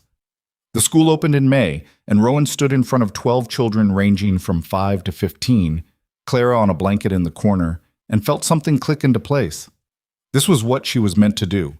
Not just survive, not just endure, but contribute. Build, teach. The children were eager, even the older ones who'd never had formal schooling. Rowan started with basics, reading, writing, arithmetic, and slowly built up to history, geography, science when she could. She brought in specimens from the prairie, taught them to identify plants and animals, explained weather patterns and crop rotation. Emma helped with Clara during lessons, and the older girls took turns entertaining the baby when Emma was busy. Clara became a sort of classroom mascot, crawling around during breaks, babbling at the students, making everyone smile. On a Friday afternoon in June, Emma cornered Rowan after class. "Can I ask you something?" the girl said. "Of course." "How did you know that this was the life you wanted?" Rowan looked at her, this girl on the edge of adulthood, trying to figure out her own path. "I didn't. I just kept moving forward until something felt right. This," she gestured around the schoolhouse, "didn't feel right at first. It felt terrifying, but I did it anyway, and eventually it became right." "So you just try things until they work?" "More or less," Rowan smiled. "Why? What are you thinking about?" Emma twisted her hands together. "There's a boy, Thomas Brennan's older brother. He asked if he could court me." "And what did you say?" "I said I'd think about it, but I don't know if I want to get married yet. I like working here, like having my own money. What if I say yes and lose all that?" "Then don't say yes yet. You're 17, Emma. You've got time." "Not much time. Most girls my age are already married." "Most girls your age didn't have a choice. You do." Rowan touched her arm. "Don't let anyone rush you into a life you're not ready for." Emma nodded slowly. "Is that what happened to you? Did someone rush you?" "No, I rushed myself, ran away from one bad situation straight into marriage with a stranger." Rowan paused. "I got lucky. Silas is a good man, but it could have gone very differently." "Do you regret it?" "No, but that doesn't mean I'd recommend it to someone else." Emma left looking thoughtful, and Rowan gathered Clara, locked up the schoolhouse, and headed home. The walk was only half a mile, Clara babbling the whole way, and when they crested the small rise, she could see the homestead below. The house with its addition, the barn Silas was finally finishing the roof on, the garden green and thriving. Home. Somehow, this had become home. That night, with Clara finally asleep and Silas reading beside her in bed, Rowan said, "I've been thinking." About? "About how different my life is now, compared to a year ago, 2 years ago." Silas set down his book. "Good, different, or bad different?" "Good. Complicated, but good." She turned toward him. "I was so broken when I got here, just running and convinced I'd never stop. And now? Now I have a home, a husband, a daughter, a job I love. I'm not running anymore." "No," Silas agreed. "You're not. It scares me sometimes. How much I have to lose now." "I know. Me too." He pulled her closer. "But we're in this together, remember? Whatever comes." "Whatever comes," Rowan echoed. She rested her head on his shoulder, listening to his heartbeat, solid and steady. Outside, the prairie wind sang its endless song, but inside their small addition, wrapped in blankets with her husband beside her and her daughter sleeping nearby, Rowan finally understood what it meant to be home. But peace never lasted long on the prairie. Rowan learned that the hard way. It started in July with a letter. Silas brought it back from town, his face careful and neutral in a way that made her stomach clench. She was feeding Clara mashed squash, the baby making more mess than progress, when he set the envelope on the table. "It's from Philadelphia," he said. Rowan's hand froze halfway to Clara's mouth. Philadelphia. The city she'd fled 2 years ago, the place she'd sworn never to think about again. Her father's city, though he was long dead. The city where creditors had come calling, where she'd lost everything. "I didn't open it," Silas said. "Figured it was yours to deal with." She set down the spoon, wiped Clara's face with shaking hands, and picked up the envelope. The return address was a law office she didn't recognize. Inside, a single sheet of paper with typed words that made the room tilt. Her father's estate had finally cleared probate. After 2 years of legal wrangling, the debts had been settled and there was money left over. Not much, the letter said, but enough to matter. Enough that the lawyers were legally obligated to find her and distribute it. "What is it?" Silas asked. Rowan read the letter again, making sure she'd understood correctly. "My father left money. After everything was paid off, there's still about $300. Silas whistled low. "That's not nothing." "No, it's not." She folded the letter, set it aside. "I didn't think there'd be anything left. The creditors took everything. The house, the furniture, my mother's jewelry. I assumed the debts would eat up whatever remained. What do you want to do with it?" "I don't know." She looked at Clara, now trying to grab the spoon herself. "We could save it, for her, for emergencies." "We could," Silas agreed. "Or we could use some of it to expand the homestead, buy more livestock, build a proper chicken coop so Hester stops terrorizing everyone." Rowan laughed despite herself. "That demon bird doesn't deserve a proper coop." "No, but we deserve not to lose fingers every time we collect eggs." They decided to split it, half into savings, half into improvements. It felt responsible, adult, like something real homesteaders would do. But the letter unsettled Rowan in ways she couldn't quite articulate. It was a reminder that her old life still existed somewhere, that the woman who'd fled Philadelphia wasn't completely erased by becoming Rowan Mercer, frontier teacher and mother. That night, she dreamed about her father's house. The narrow hallways, the parlor where her mother had died, the study where he'd sat drinking after the funeral, blame in his eyes every time he looked at her. In the dream, she was trying to leave, but the doors kept multiplying, and every time she opened one, she found another hallway, another locked room, another version of herself trapped inside. She woke gasping, Silas's hand on her shoulder. "You were crying," he said quietly. "Sorry, bad dream." "About the letter?" "About everything before the letter." She sat up, pushed hair out of her face. "I thought I'd left all that behind, but it follows me anyway." "The past usually does." Silas's hand moved to her back, steady and warm. "But it doesn't own you anymore. You know that, right?" "Sometimes I know it. Sometimes I'm not sure." Clara started fussing in her cradle. Rowan got up to tend her, grateful for the distraction. When she brought the baby back to bed to nurse, Silas said, "You never talk about him, your father." "There's not much to say. There's always something to say about the people who hurt us." Rowan looked down at Clara's face, her daughter's eyes already drifting closed. "He wasn't always bad. After my mother died, though, he changed, blamed me for it. She died having a baby that didn't survive, and somehow that became my fault. Like I should have helped more, done more, prevented it somehow." "You were how old?" 16. Silas made a sound low in his throat. He blamed a 16-year-old girl for something no one could have prevented. He needed someone to blame. I was there. She shifted Clara to her other breast. "After that, everything I did was wrong. The way I kept house, the way I dressed, the men who showed interest in me. When he died and the creditors came, part of me was relieved. At least I wouldn't have to hear his disappointment anymore." "Is that why you ran? The creditors?" "Partly.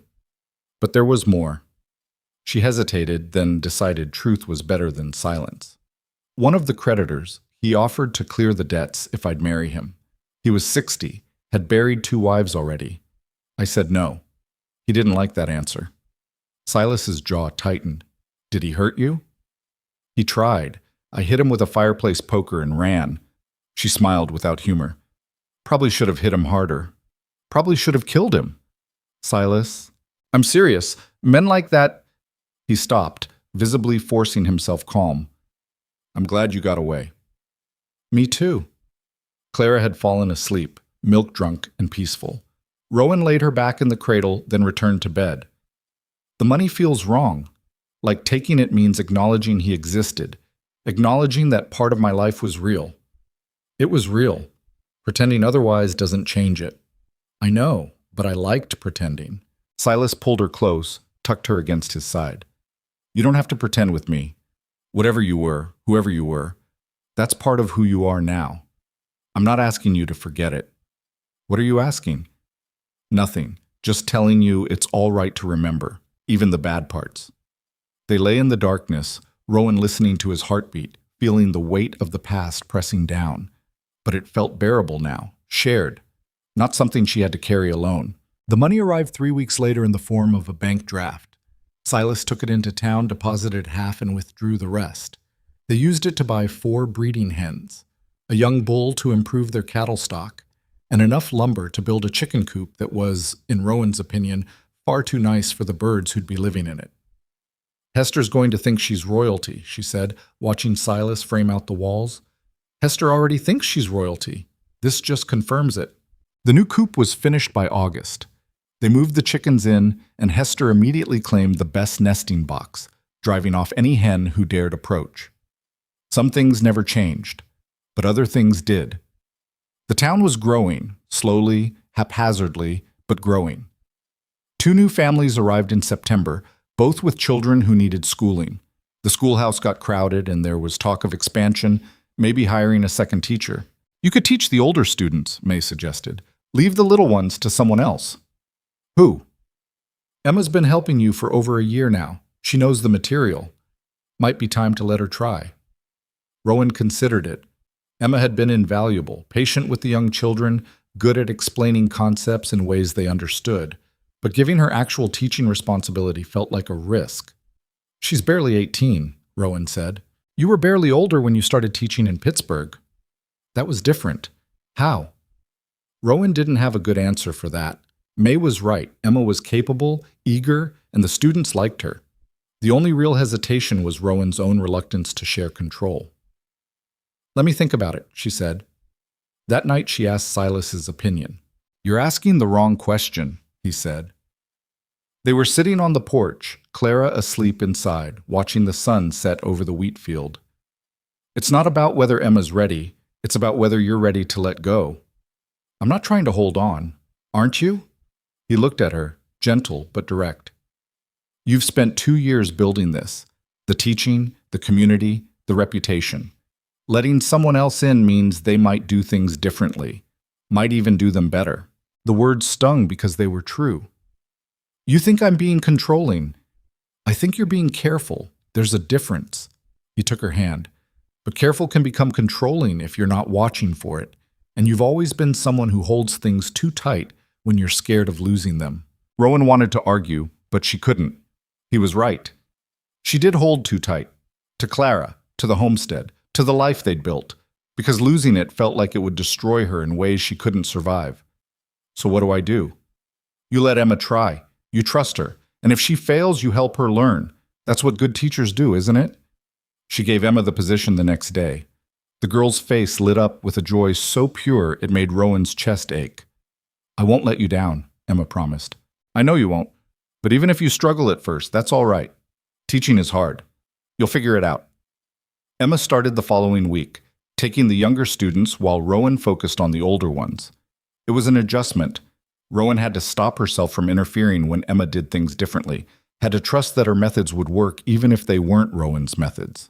But Emma was good. Better than Rowan expected.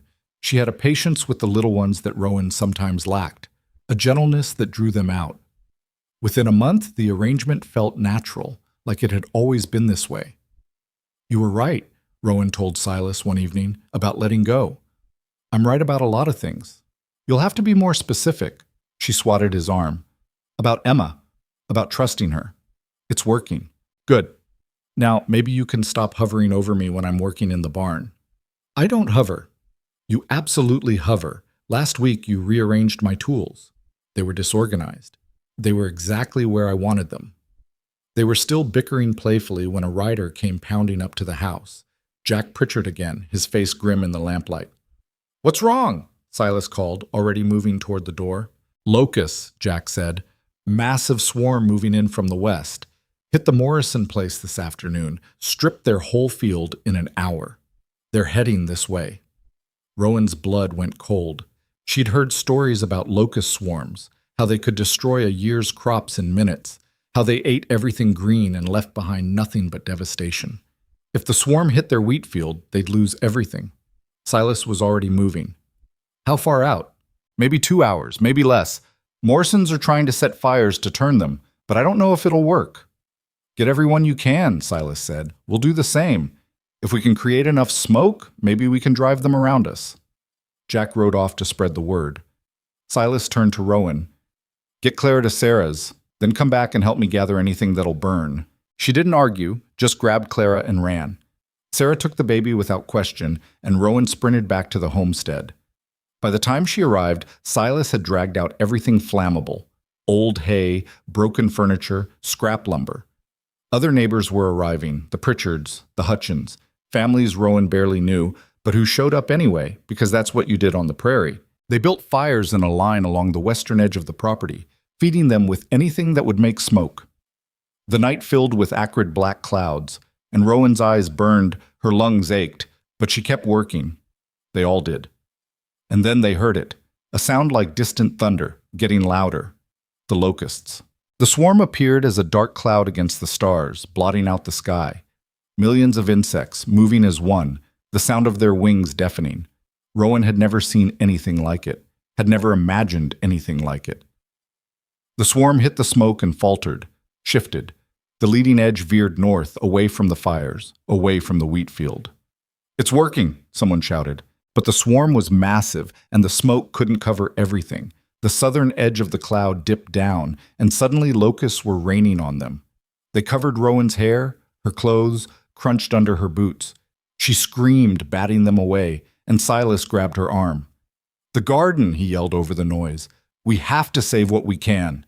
They ran for the garden, started harvesting anything ripe: squash, beans, tomatoes, throwing them into baskets while locusts swarmed around them. Other people joined in, grabbing produce, trampling plants in their haste, trying to salvage something from the destruction. The swarm passed in 20 minutes. When it was gone, the silence was shocking. Rowan stood in what remained of the garden, her basket half full, and looked at the devastation. The plants were stripped to stalks. The beans she'd tended all summer, gone. The squash vines, shredded. Even the grass around the house was eaten down to bare dirt. But the wheat field stood untouched. The smoke had worked. They'd lost the garden, but they'd saved the crop that would feed them through winter. "Could have been worse," Jack said quietly, surveying the damage. "Could have been better," Silas replied. But he was looking at the wheat field, and there was relief in his eyes. They salvaged what they could from the garden, mostly root vegetables the locusts hadn't reached. Sarah brought Clara back the next morning, and Rowan held her daughter tight, breathing in her baby smell, grateful they still had a roof and food and each other. "We'll replant," Silas said. "Not everything, but enough. There's still time before frost." "Is there? Maybe. We'll try anyway." They replanted the next week. Most of the neighbors did the same, pooling seeds, helping each other, rebuilding what the locusts had destroyed. It was exhausting, disheartening work. But it was work, and work meant hope. By October, the new plantings were coming up, small, fragile, but alive. The wheat harvest came in strong despite everything, and Silas sold it for enough to see them through winter with some left over. "We made it," Rowan said one evening, watching frost form on the window. "This time," Silas agreed. "Next time might be different." "You're cheerful tonight." "I'm realistic." But he pulled her close, kissed the top of her head. "We'll handle next time when it comes. Right now, we're all right." Clara was walking now, tottering around the house with the determined focus of someone convinced they could conquer the world. She got into everything: The flour bin, the kindling box, Silas's tools. Keeping her safe and occupied was a full-time job. She's fearless, Sarah observed, watching Clara try to climb onto the table. She's going to give me a heart attack, Rowan said, grabbing her daughter before she succeeded. Wait until she starts talking back. That's when the real fun begins. Teaching continued through winter. Emma handled her students with growing confidence, and Rowan found herself stepping back more, trusting more. The older students were challenging in different ways. They'd gone so long without formal education that catching them up required creativity and patience. But there was one student who worried her. A boy named Daniel, 14, angry at the world. He came to school because his father made him, but he didn't want to be there. He disrupted lessons, picked fights with younger students, challenged Rowan at every turn. Why do we need to learn this? He demanded one day during a geography lesson. Because understanding the world makes you less likely to get lost in it, Rowan said. I'm not going anywhere. I'm going to farm like my father and his father. Don't need geography for that. Maybe, but what if you want to go somewhere? What if you want to choose something different? There's nothing different, not for people like us. The bitterness in his voice was familiar. Rowan had felt that way once, trapped, convinced her life was written, and she had no say in it. Can I tell you something? She said, sitting on the edge of her desk. When I was your age, I thought the same thing. I thought my life was set, that I'd stay in one place and do one thing, and that was it. And for a while, I was right. So what changed? I did. I decided that being stuck was worse than being scared. So I got on a train and came here, and it was terrifying and hard, and I almost died more times than I can count. But I'm here now, teaching you, and that's not where I thought I'd be. That's not what I thought I could do. Daniel was quiet, processing. Your point? My point is you always have choices. They might all be bad choices. They might all be scary choices, but they're choices. And learning things, reading, writing, geography, math, those give you more choices, better ones. Or they just show you what you can't have. Rowan had no answer for that, because he was right in a way. Knowledge could be cruel, showing you worlds you'd never reach, possibilities you'd never grasp. But ignorance was crueler. Ignorance was a smaller cage. Maybe, she said finally, but I'd rather know what I'm missing than never know it existed at all. Daniel didn't soften immediately, but he stopped disrupting quite so much, started doing the work with something approaching effort. It wasn't a victory, but it was progress. That winter was milder than the last, which meant they could get to town more often, which meant more social contact, which meant Rowan couldn't hide quite as well as she'd been doing. She'd been avoiding certain conversations, particularly ones that required talking about her past in any detail. But at a church social in February, one of the newer settlers, a woman named Ruth, cornered her. I heard you were from Philadelphia, Ruth said. Rowan's guard went up immediately. I was, a long time ago. My cousin lives there, Margaret Winters. Do you know her? Philadelphia is a big city. But you might have run in the same circles. She said she knew a school teacher named Hale who disappeared after some scandal with, I need to check on Clara, Rowan interrupted, already moving away. Excuse me. She found Silas near the food table, Clara on his hip, and grabbed his arm. We need to leave. He looked at her face and didn't argue. They made their excuses and headed home, the wagon ride tense and silent. What happened? Silas asked finally. Someone asking questions about Philadelphia, about me. What kind of questions? The kind I don't want to answer. She pulled her coat tighter. I knew this would happen eventually. The town's growing, new people coming in. Someone was bound to recognize the name or make connections. So what do you want to do? I don't know. Run, maybe. Start over somewhere else. Rowan? His voice was firm.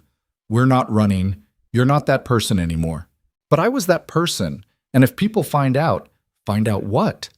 That you had a hard life before this? That you made choices you're not proud of? Everyone out here has something they're running from. No one's going to judge you for it. You don't know that. I know you, and I know you're stronger than whatever rumors some gossip from Philadelphia wants to spread. He reached over, took her hand. We're not running. We're staying. And if anyone has a problem with your past, they can take it up with me. Rowan wanted to believe him.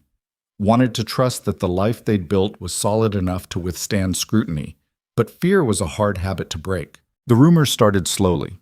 Just whispers, really. Questions about why Rowan had left Philadelphia. Suggestions that she'd been involved in something scandalous. Ruth apparently had written to her cousin, and the cousin had written back with half-truths and speculation. Rowan heard about it from May, who came to the homestead specifically to warn her. "People are talking," May said bluntly. "Saying you ran from debts, that you were mixed up with some creditor who wanted to marry you, that you might have stolen money." "I didn't steal anything." "I know that, but people love a scandal, and you're new enough that they don't know you well enough to defend you automatically." May paused. "You need to get ahead of this. Tell your side before Ruth's cousin's gossip becomes accepted fact." "How am I supposed to do that?" "Start with the truth. The people who matter will believe you. The ones who don't aren't worth worrying about." But the truth was complicated, messy, full of things Rowan didn't want to relive. Saying it out loud meant acknowledging she'd been weak, been desperate, been willing to marry a stranger to escape her problems. Still, May was right. Silence would only make it worse. She told Sarah first, laying out the whole story over tea while Clara napped. Her father's death, the debts, the creditor's proposition, her flight west. Sarah listened without interrupting, and when Rowan finished, she just said, "That's it?" "What do you mean, that's it?" "I mean, I was expecting something actually scandalous. What you're describing is a woman who survived. There's no shame in that." "But I ran. I didn't stay and fight." "Fighting would have gotten you trapped in a marriage with a man 3 times your age. Running got you here, got you Silas, got you Clara, which sounds like the smarter choice to me." Rowan felt something loosen in her chest. "You don't think less of me? For being smart enough to get out of a bad situation?" "No, Rowan, I don't think less of you. I think you're brave." She told the story again to May, who had the same reaction. And then, at the next church social, she told it to the room. Just stood up, asked for everyone's attention, and laid it out plainly. "Some of you have been wondering about my past," she said, her voice steadier than she felt. "So I'm going to tell you, my father died with debts. I couldn't pay them. A creditor offered to marry me in exchange for clearing them. I said no and left Philadelphia. That's it. That's the whole story. If anyone wants to judge me for that, go ahead. But I'm not hiding anymore." The room was silent. Then Sarah started clapping. May joined her. One by one, others did too. Not everyone. Ruth sat stone-faced in the corner. But enough. More than enough. Afterward, several women came up to Rowan privately, sharing their own stories. One had fled an abusive husband. Another had left her family to avoid an arranged marriage. A third had run from accusations of witchcraft in a town that still believed in such things. Everyone had something they were running from. Everyone had secrets they carried. Rowan went home that night feeling lighter than she had in months. Silas was waiting on the porch, Clara asleep inside. "How'd it go?" he asked.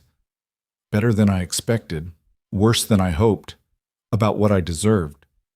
Which means most people don't care. Some do. And I'm going to have to live with both." Silas pulled her down beside him on the porch step. "I'm proud of you." "For what?" "For standing up. For telling the truth. For not running." He kissed her temple. "That took guts." "Or stupidity. I haven't decided which yet." They sat in the growing dark, watching stars emerge overhead. The prairie wind blew cold, carrying the scent of coming snow, and Rowan leaned into Silas's warmth. "Ask me if I regret coming here," she said. "Do you?" "Not even a little bit." The years that followed weren't easy, but they were theirs. That distinction mattered more than Rowan had expected. Clara turned 2 in April, then 3, then 4. Each birthday marked not just her daughter's growth, but the deepening of roots Rowan had never imagined having. The homestead expanded, another room added, a proper barn built to replace the leaning structure, fences that finally stood straight. The peach tree Silas had planted before Rowan arrived finally bore fruit in abundance, enough to preserve and share with neighbors who'd stopped by to help during the locust swarm. Teaching became less about survival and more about building something lasting. Emma took over the younger students entirely, and Rowan focused on the older ones, the Daniels of the world who needed someone to show them that knowledge wasn't a taunt but a tool. Some of them left for opportunities back east. Others stayed, applying what they'd learned to make their family farms more productive. their businesses more successful. Either way, Rowan had given them choices. That felt like victory enough. But victory on the prairie was always temporary, always conditional. The land took as much as it gave, and everyone who lived there understood the bargain. It came for the Pritchards in Clara's 5th year. Sarah showed up at the schoolhouse on a Tuesday afternoon, her face gray, her hands shaking. Rowan took one look and dismissed class early, sent Emma home with Clara, and followed Sarah to her wagon. "It's Jack," Sarah said, her voice flat. "Accident with the plow. The horse spooked, he got tangled in the harness, got dragged. By the time I got to him—" She stopped, swallowed hard. "He's alive. But his leg's broken bad and there's something wrong inside. He's coughing blood." They rode in silence to the Pritchard homestead. Rowan had delivered Sarah's daughter, had helped them through the fire that killed Ben Carver, had shared meals and work and the quiet friendship that came from surviving the same harsh land. But this felt different. This felt final in a way she didn't want to acknowledge. Jack was in bed, conscious but barely. His face was white except for the bruises already forming, and every breath rattled wetly in his chest. The leg was obviously broken, bone visible through torn skin, the angle all wrong. "Doc's coming from Larson," Sarah said. "Should be here by nightfall, but I don't know if that's soon enough." Rowan examined the leg as gently as she could. Jack groaned, tried to pull away. "I'm sorry," she murmured. "I need to see how bad it is." It was bad. The bone had torn through muscle, and from the heat and swelling already present, infection was setting in fast. Even if the doctor arrived in time, even if they could set the bone properly, there was no guarantee Jack would keep the leg, and the blood he was coughing, that suggested internal injuries beyond what they could see or fix. "Sarah," Rowan said quietly, "you should get the children. Let them see him." Sarah's face crumpled. "He's not going to make it, is he?" "I don't know, but if it goes badly, they should have time with him." The children came. The 2 girls Rowan had sheltered after the fire, now 9 and 11, and the baby Sarah had been carrying then, now 5 years old. They clustered around their father's bed, holding his hands, crying quietly while Jack tried to reassure them through his pain. Rowan stepped outside, unable to watch. Silas found her there an hour later, sitting on the porch steps with her head in her hands. "Sarah sent word," he said, sitting beside her. "How bad is it?" "He's dying. The doctor might be able to slow it down, but—" She couldn't finish. Didn't need to. Silas pulled her against his side. "You did what you could. I can't fix this. I can't save him." "No, but you can sit with Sarah while it happens. That's not nothing." The doctor arrived after dark. He examined Jack, set the leg as best he could, gave him laudanum for the pain. But his face when he stepped out told them everything they needed to know. "Couple days," he said quietly. Maybe less. The internal bleeding, there's nothing I can do about that. Just keep him comfortable." Jack lasted 3 days. Long enough to say goodbye to his children, to tell Sarah he loved her, to extract promises from neighbors that his family would be taken care of. Rowan sat with Sarah through all of it, holding her hand, making sure she ate, taking the children when the grief got too heavy. When Jack finally slipped away on a gray morning, Sarah didn't cry. She just sat beside his body, stroking his hair, whispering things Rowan couldn't hear and didn't try to. The funeral was held 2 days later. Half the territory showed up. People who'd known Jack, people who'd never met him but understood that every death diminished them all. They buried him on a rise overlooking his wheat field, under a sky so blue it hurt to look at. Afterward, the question became what Sarah would do. A widow with 3 children and a farm she couldn't run alone had few good options. She could sell and move back east, but the farm wouldn't bring much and the journey was expensive. She could remarry, but that meant finding a man willing to take on a ready-made family. Or she could stay and somehow make it work. "I'm staying," Sarah said when Rowan asked. They were sitting in Sarah's kitchen, the children in bed, the house too quiet without Jack's presence. "I don't know how yet, but I'm staying." "You'll need help with the planting, the harvest." "I know, and I'll figure it out." Sarah's voice was steady, determined. "Jack and I built this place together. I'm not abandoning it just because he's gone." The community rallied. Silas and other men helped Sarah plant that spring, worked her fields alongside their own. The women brought food, helped with the children, taught Sarah the heavier farm work she'd never had to do before. It wasn't charity, it was survival. Because if Sarah failed, if she had to leave, it reminded everyone how precarious their own positions were. Rowan found herself spending more time at the Pritchard place than her own, some weeks. Teaching in the mornings, then riding over to help Sarah in the afternoons while Emma watched Clara. It was exhausting, juggling two households, two sets of responsibilities. But Sarah had saved Rowan's life when Clara was born. This was the least she could do in return. One evening, helping Sarah mend harnesses by lamplight, Rowan said, "You're going to make it." Sarah looked up, surprised. "What? You're going to make it through this. I can see it." "How can you be sure?" "Because you're still here. Still fighting. That's more than most people manage." Sarah set down the harness, wiped her eyes. "Some days I don't want to fight. Some days I want to just stop. Let it all go."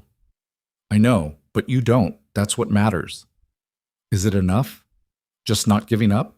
Rowan thought about her own journey, fleeing Philadelphia with nothing, marrying a stranger, learning to survive on land that wanted to kill her.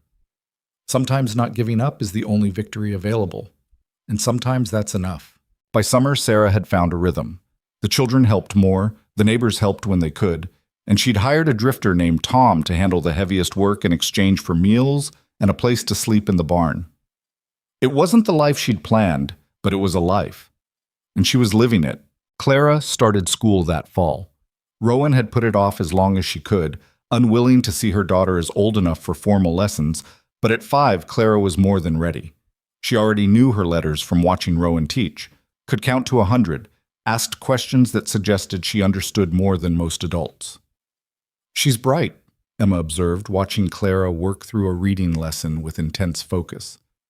"She gets it from Silas," Rowan said. "She gets the stubbornness from you, though." That was probably true. Clara had inherited Silas's quiet determination, but Rowan's refusal to accept limitations. She wanted to know everything, do everything, be everywhere at once. It was exhausting and delightful in equal measure. "You think she'll stay here?" Emma asked. "When she grows up?" "I hope so, but I won't force her."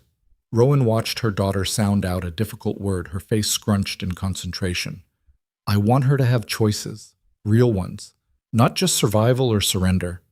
"That's what you're giving all of them," Emma said. "All of us, really. Choices we wouldn't have otherwise." The words settled in Rowan's chest, warm and unexpected. She'd never thought of teaching that way, as giving choices, expanding possibilities. She'd just been doing what needed doing, passing on knowledge because someone had to. But maybe that was the point. Maybe the small acts of building, teaching, planting, staying added up to something larger than survival. Winter came hard again. Not as brutal as some years, but cold enough to keep everyone close to home for weeks at a time. Rowan used the time to work with the older students on more advanced material, history, literature, basic sciences. Daniel, the angry boy from years before, had graduated and taken a job as a clerk in town. But there were others like him, kids who saw education as pointless, who needed convincing that knowledge mattered. "Why does it matter if I know about ancient Rome?" one boy asked. "They're all dead, we're here." Because the problems they faced, how to govern, how to distribute resources, how to balance individual freedom with collective good, those are the same problems we face now. Understanding how they tried to solve them, what worked and what didn't, that helps us make better choices. Or it just shows us we're doomed to repeat their mistakes. Rowan smiled. "Maybe, but at least we'll understand why we're repeating them. That's something." The boy wasn't convinced, but he kept coming to class. That was enough. Spring brought another challenge. The town council, such as it was, decided Mercer's Cross needed a proper doctor. The traveling physician who came through every few months wasn't sufficient anymore. They needed someone permanent, someone who could handle emergencies. The problem was money. Doctors didn't come cheap, and frontier towns couldn't offer much. But May had an idea. "What if we pay him in land?" she suggested at a community meeting. "Give him a homestead claim, help him build a house and office. He practices medicine, we provide the infrastructure." "What doctor's going to accept that?" someone asked. "One who wants to own something, one who's tired of moving. We put out the word back east, see who bites." They put out the word. And 3 months later, a doctor arrived. His name was Robert Chen. He was young, barely 30, and tired in a way that suggested he'd seen things that aged him beyond his years. He'd worked in a New York hospital, he said, treating immigrants in conditions that made frontier life look luxurious. He wanted space, quiet, and a chance to practice medicine without the politics and corruption of city hospitals. "Can you handle difficult births?" Sarah asked bluntly at his first community meeting. "I've delivered hundreds of babies, some easy, most not." "Breech babies?" "Yes." "What about internal injuries, broken bones, infections?" "All of it." Chen looked around the room. "I'm not saying I can save everyone, but I'll do my best, and I'll be here when you need me." He was hired on the spot. The town built him a small office attached to his house, and within a month he'd treated everything from a broken arm to a difficult birth to a case of pneumonia that would have killed the patient without intervention. Having a doctor changed things. Not everything. People still died, accidents still happened, the land was still unforgiving. But the sense of being completely alone, completely vulnerable, eased slightly. Help was available. Not always enough, but something. Rowan's relationship with Chen was cordial but distant at first. He was competent, professional, and she respected that. But one afternoon he stopped by the schoolhouse after classes ended. "I heard about what you did for Sarah Pritchard," he said without preamble. "Delivering a breech baby without training." "I had some training, just not much." "Still, that takes skill and nerve." He paused.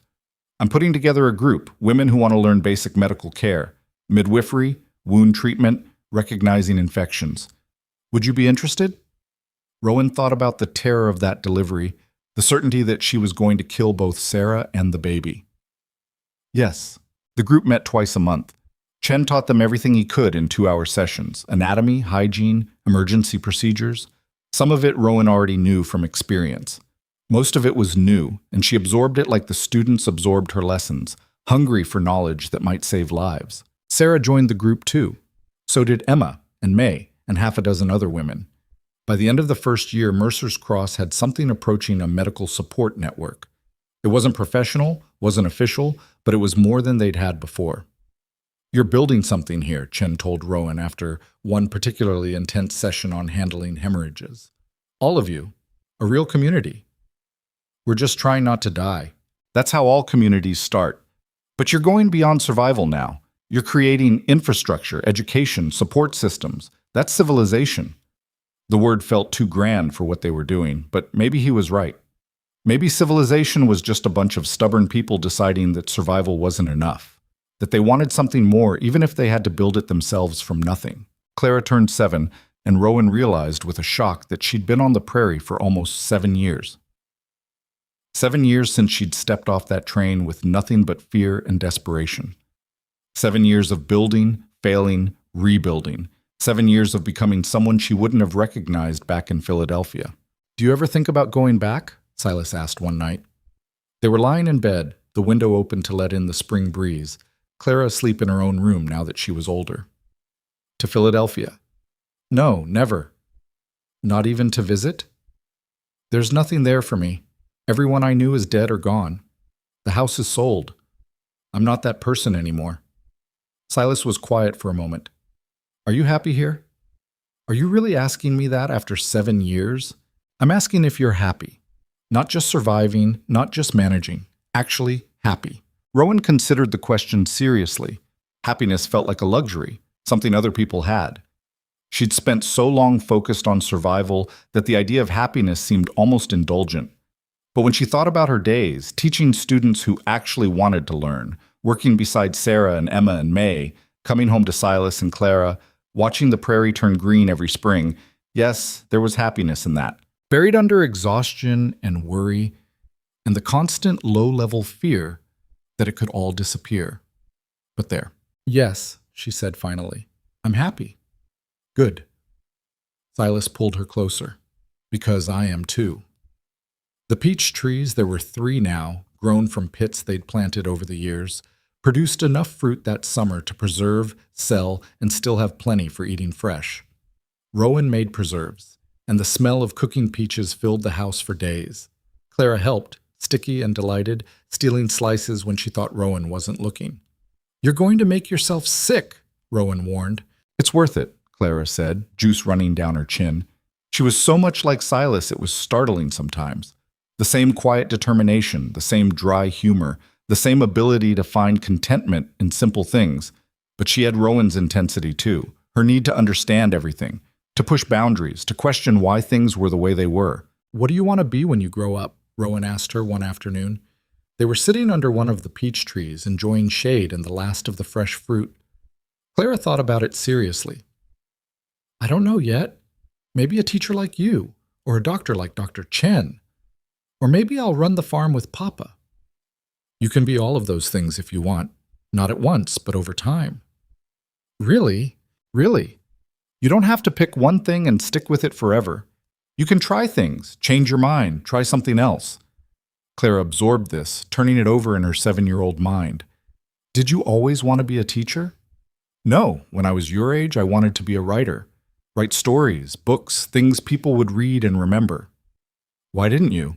"Because life happened. My mother died. My father needed help, and teaching paid better than writing." Rowan paused. "But maybe I'll try it again someday. When there's time." "You should," Clara said firmly. "You're good at explaining things. You'd probably be good at writing them down, too." The conversation stayed with Rowan. That night, after Clara was asleep and Silas was reading, she pulled out a sheet of paper and started writing. Not a story exactly, just observations about the prairie, about the people who lived there, about the process of building a life from nothing. The words came slowly at first, rusty from disuse. But they came. And it felt good, putting thoughts on paper, creating something that might outlast her. She didn't show it to anyone, just kept writing when time allowed, filling pages with the small, hard truths of frontier life. It wasn't poetry, wasn't the grand literature she'd imagined creating as a girl, but it was honest. And honesty, she'd learned, was worth more than beauty. The next year brought changes. Emma married Thomas Brennan, the boy whose brother had courted her years before. They built a house on land adjacent to the Mercer homestead, and Emma kept teaching even after the wedding, which was unusual enough to raise eyebrows, but not unusual enough to cause real scandal. "People are going to talk," Emma said nervously. "Let them," Rowan told her. "You're doing nothing wrong. You're allowed to have a marriage and a job. But most women don't. Most women don't have the choice. You do. Use it." Emma did. And when she got pregnant the following year, she kept teaching until the baby came, then returned 3 months later with the infant strapped to her back the way Rowan had once carried Clara. It became normal, just part of how things worked in Mercer's Cross. Sarah remarried eventually, not to Tom, the drifter who'd helped with the farm, but to a widower named Frank, who had a homestead 20 miles north. It was a practical arrangement more than a romantic one, but Sarah seemed content. She'd survived the worst thing she could imagine, and now she was building something new from the wreckage. "Are you happy?" Rowan asked her, echoing the question Silas had asked her years before. Sarah considered it. "I'm not miserable. That's about as much as I can hope for right now. Maybe happiness comes later. Maybe it's already here and you just can't see it yet." "Maybe," Sarah smiled, tired but genuine. "Thanks for everything, Rowan, for staying with me through all of it. You'd have done the same for me. I did do the same for you when Clara was born. Then we're even." They weren't even. Friendship didn't work that way, tallying debts and credits. But the exchange felt important anyway, an acknowledgement that they'd carried each other through the worst and come out intact. Daniel, the angry student who'd challenged Rowan years before, stopped by the schoolhouse one afternoon. He was 18 now, working as a clerk but saving money for his own homestead claim. "I wanted to thank you," he said awkwardly. "For what?" "For not giving up on me. When I was being an ass, you could have kicked me out. A lot of teachers would have." "You weren't an ass. You were angry and scared and didn't know how to express it except through fighting." "Same thing." "Not really," Rowan smiled. "What made you come back to say this now?" "I've been reading. Books you recommended, history and philosophy and stuff. And I realized you were right. About knowledge giving you choices. I'm not stuck anymore. I can do something different because I learned to think differently." He paused. "So yeah, thank you." After he left, Rowan sat at her desk for a long time, staring at the empty classroom. This was why she taught.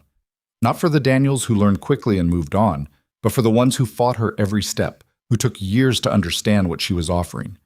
Those were the victories that mattered. Clara was 10 when Rowan got sick. It started as a cough. Nothing serious. But it lingered, turned into a fever, then into something that left her so weak she couldn't stand. Chen came, examined her, prescribed rest and fluids. "What is it?" Silas asked. "Pneumonia, probably. Or something close. She needs to stay in bed, stay warm, drink as much as she can." Chen's face was serious. "The next few days are critical. If the fever breaks, she'll recover. If it doesn't, she'll recover," Silas said flatly. "She's strong." But strength didn't always matter. Rowan had seen too many strong people die to believe otherwise. She lay in bed, drifting in and out of fever dreams, vaguely aware of Silas sitting beside her, of Clara's worried face, of hands bringing water and cool cloths. In her dreams, she was back on the train, arriving in Mercer's Cross for the first time. But this time, when she stepped onto the platform, there was no one waiting.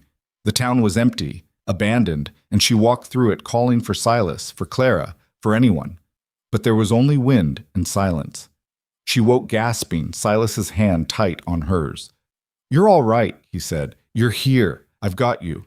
Clara, she's fine. Sleeping in the next room. You've been out for 2 days." 2 days? Rowan tried to sit up, couldn't. Her body felt like it belonged to someone else, heavy and unresponsive. "The fever broke this morning," Silas said. "Chen says you're past the worst of it." Relief made her weak. Or maybe that was still the illness. Either way, she let herself sink back into the pillows, let Silas stroke her hair, let the exhaustion pull her under again. Recovery was slow. It took weeks before she could walk without help, months before she could return to teaching. Emma covered her classes in the interim, and Rowan spent her days sitting on the porch, wrapped in blankets, watching the prairie turn from winter brown to spring green. Clara brought her schoolwork home, showed Rowan what she was learning. "Emma says I'm ready for advanced mathematics," she announced proudly. "Emma's right. You've always been good with numbers. I like them better than words. Numbers make sense. They don't change meaning depending on who's saying them." Rowan laughed, which turned into coughing. When she could breathe again, she said, "That's very practical of you." "Papa says I get it from him." "You get plenty from me too, like that stubborn streak." Clara grinned. "Emma says the same thing." By summer, Rowan was strong enough to return to teaching half-time. She still tired easily, still coughed when the weather changed, but she was functional, alive. And after coming so close to dying, that felt like enough. The sickness had changed something in her, though, made her more aware of time's passage, of how quickly things could end. She started writing more, filling pages with stories about the people she'd met, the lives they'd built. Not for publication, just for recording. So that someday, when she was gone, Clara would know what her mother had seen, what she'd learned, what mattered. "You're writing a lot lately," Silas observed. "Trying to get it all down before I forget." "Forget what?" "Everything. How hard it was at first. How scared I was. How close I came to running a dozen times before I decided to stay." She set down her pen. "I want Clara to know the truth. Not some cleaned-up version where everything was easy and I was brave. The real truth. Where I was terrified and barely holding on and somehow made it anyway. She already knows you're strong." "I'm not strong, I'm stubborn. There's a difference." Silas smiled. "Maybe stubbornness is just another kind of strength." The years continued their march. Clara turned 12, then 14, then 16. She grew tall like Silas, serious like Rowan, beautiful in a way that had young men watching her with hopeful eyes. But she was focused on school, on learning everything she could before deciding what to do with her life. "I'm thinking about going to college," she said one evening. She was 17, graduation approaching. "There's a normal school in Topeka. I could train to be a teacher there, get certified." The idea of Clara leaving, even for something good, made Rowan's chest tight. But she'd promised herself years ago that she wouldn't trap her daughter the way she'd been trapped. "That sounds wonderful," she said, meaning it. "When would you go?" "Fall. If I get accepted. I'd be gone for 2 years." Clara looked worried. "Would you be all right without me?" "I'd miss you terribly. But yes, I'd be all right. We both would." Silas was quieter about it, but he agreed. "You should go," he told Clara. "Learn everything you can, then come back and teach here, or teach somewhere else, or do whatever you want. But go." Clara left for Topeka in September. The house felt enormous without her, empty in a way it hadn't since before she was born. Rowan threw herself into teaching to avoid the silence, took on extra students, started a lending library with books donated from back east. Silas worked the farm, now expanded to twice its original size. They'd hired help, a young couple who lived in a small house Silas had built on the far edge of the property. It was strange being employers rather than just workers, but the farm needed more hands than they could provide. "We're getting old," Rowan said one evening, watching Silas move more slowly than he used to. "Speak for yourself. I'm in my prime. You're 47 and your back hurts every morning. My back's hurt every morning since I was 30. That's not age, that's farming." But he was aging, they both were. Rowan saw it in the mirror, gray in her hair, lines around her eyes, the way her hands ached when the weather changed. They'd built this life through sheer force of will, but will couldn't stop time. Clara came home for Christmas, full of stories about her classes, her friends, the city that was so different from the prairie. She seemed older, more confident, like she'd grown into herself in those few months away. "Are you happy there?" Rowan asked. "I am, but I miss home too. Miss the quiet, the sky, knowing everyone." Clara paused. "I'm learning a lot, though, about teaching methods, child development, all sorts of things you figured out on your own. Then I'm glad you're there, even if I miss you." Clara graduated 2 years later with honors. She could have stayed in Topeka, taken a position at a city school. Instead, she came home. "Why?" Rowan asked, genuinely curious. "You have opportunities there you'd never have here." "Because this is where I'm needed, and because—" Clara looked out at the prairie, the endless sky. "Because this is home. I tried the city, it's fine, but it's not mine." She took over the older students at the school, teaching with a confidence and skill that made Rowan proud and slightly envious. The students loved her, responded to her in ways they'd never quite responded to Rowan. Different teaching styles, different personalities, both valuable. "I'm going to retire," Rowan announced one evening. Silas looked up from his book. "You're what?" "Retire. From teaching. Claire's better at it than I am now, and I'm tired. I've been doing this for almost 20 years. That's enough." "What will you do instead?" "Write, maybe. Garden. Help you with the farm when you need it. Rest." She smiled. "I've earned some rest, haven't I?" "More than earned it." She told the school board the next week. They tried to convince her to stay, but she was firm. At the end of the spring term, she taught her last class, handed over her materials to Clara, and walked home feeling lighter than she had in years. Retirement suited her. She wrote more, filling notebooks with observations and stories. She helped Silas with the farm work she could manage, finally learning to plow a straight furrow after years of crooked attempts. She spent time with Sarah, with May, with the other women who'd become her family. And she watched the community she'd helped build continue to grow. The schoolhouse got an addition. Dr. Chen trained 2 assistants, creating a proper medical practice. The town built a library, using Rowan's lending collection as its foundation. Mercer's Cross was becoming something real, something permanent. "We did this," May said one afternoon. They were sitting on May's porch, watching wagons roll through town. "All of us. Built something that'll outlast us." "You think it will?" Rowan asked. "Outlast us?" "I know it will. Look at it. Real buildings, real businesses, real families putting down roots. That doesn't just disappear." Rowan wanted to believe her, wanted to trust that all the work, all the sacrifice, all the barely surviving years added up to something that would last. But she'd seen enough loss to know nothing was guaranteed. Still, as she looked at the town, at children walking to school, at families shopping at the general store, at neighbors helping neighbors with the easy familiarity of people who'd weathered storms together, she thought maybe May was right. Maybe this would last. Maybe they'd built something strong enough to survive. Silas's health started failing in his 53rd year. Nothing dramatic, just a slow decline. He tired more easily, moved more carefully, spent more time sitting than working. Dr. Chen examined him, prescribed rest and lighter duties. "It's his heart," Chen told Rowan privately. "It's wearing out. I can't fix it. Just slow it down." "How long?" "Could be years, could be months. There's no way to know." Rowan told Silas what Chen had said. He took it with the same quiet acceptance he'd shown everything else. "I'm not surprised," he said. I've been feeling it for a while. Why didn't you tell me?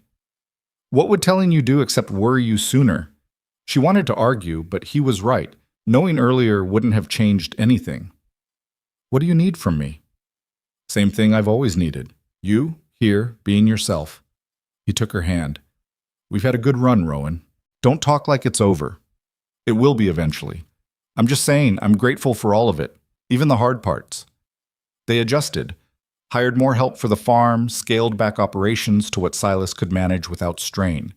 He spent more time with Clara, teaching her about the land, the crops, the animals, passing on knowledge while he still could. Rowan started sleeping lighter, waking at every change in his breathing, terrified she'd wake up beside a body instead of a husband.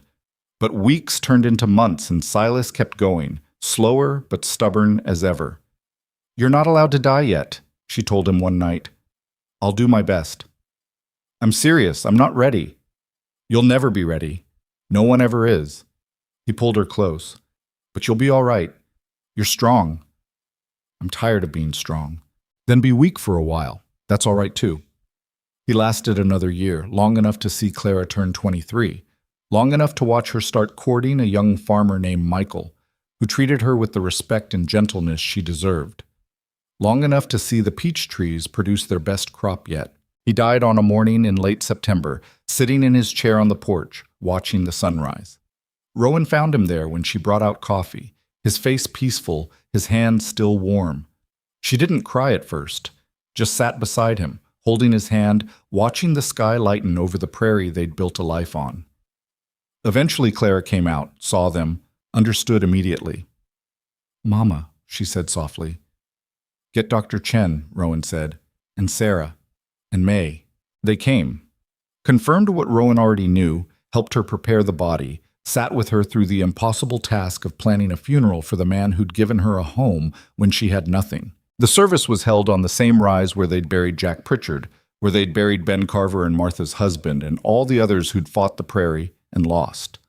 Half the territory came, people whose lives Silas had touched through quiet help, steady presence, the simple act of being someone they could rely on.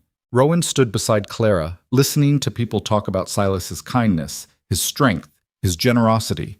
They were all true.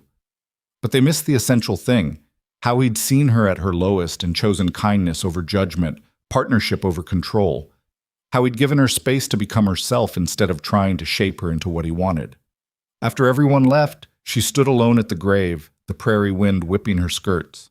Thank you, she said quietly, for picking my letter, for being patient, for giving me this life.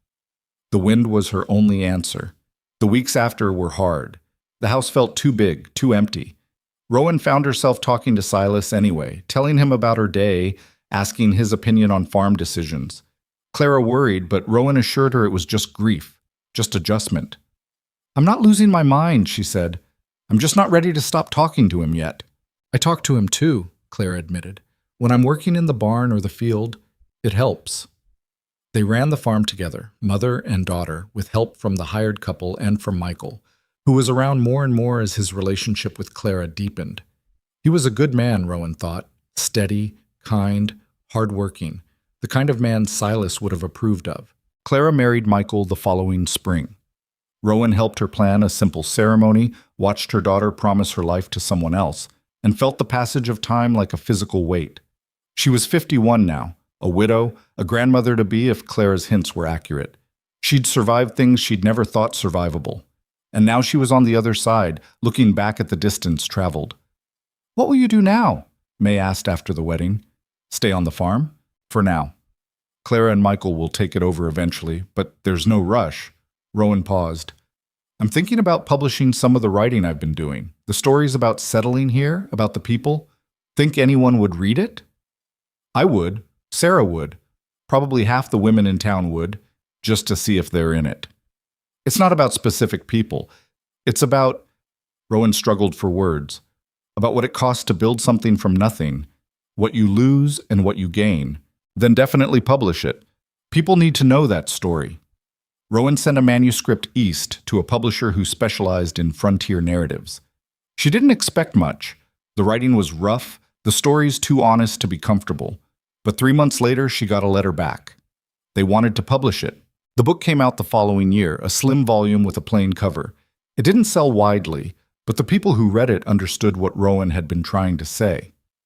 That strength wasn't always loud, that survival was its own kind of victory, that building a life from scraps and stubbornness mattered even when no one was watching. Clara read it and cried. "This is beautiful, Mama." "It's honest. That's different." "It's both."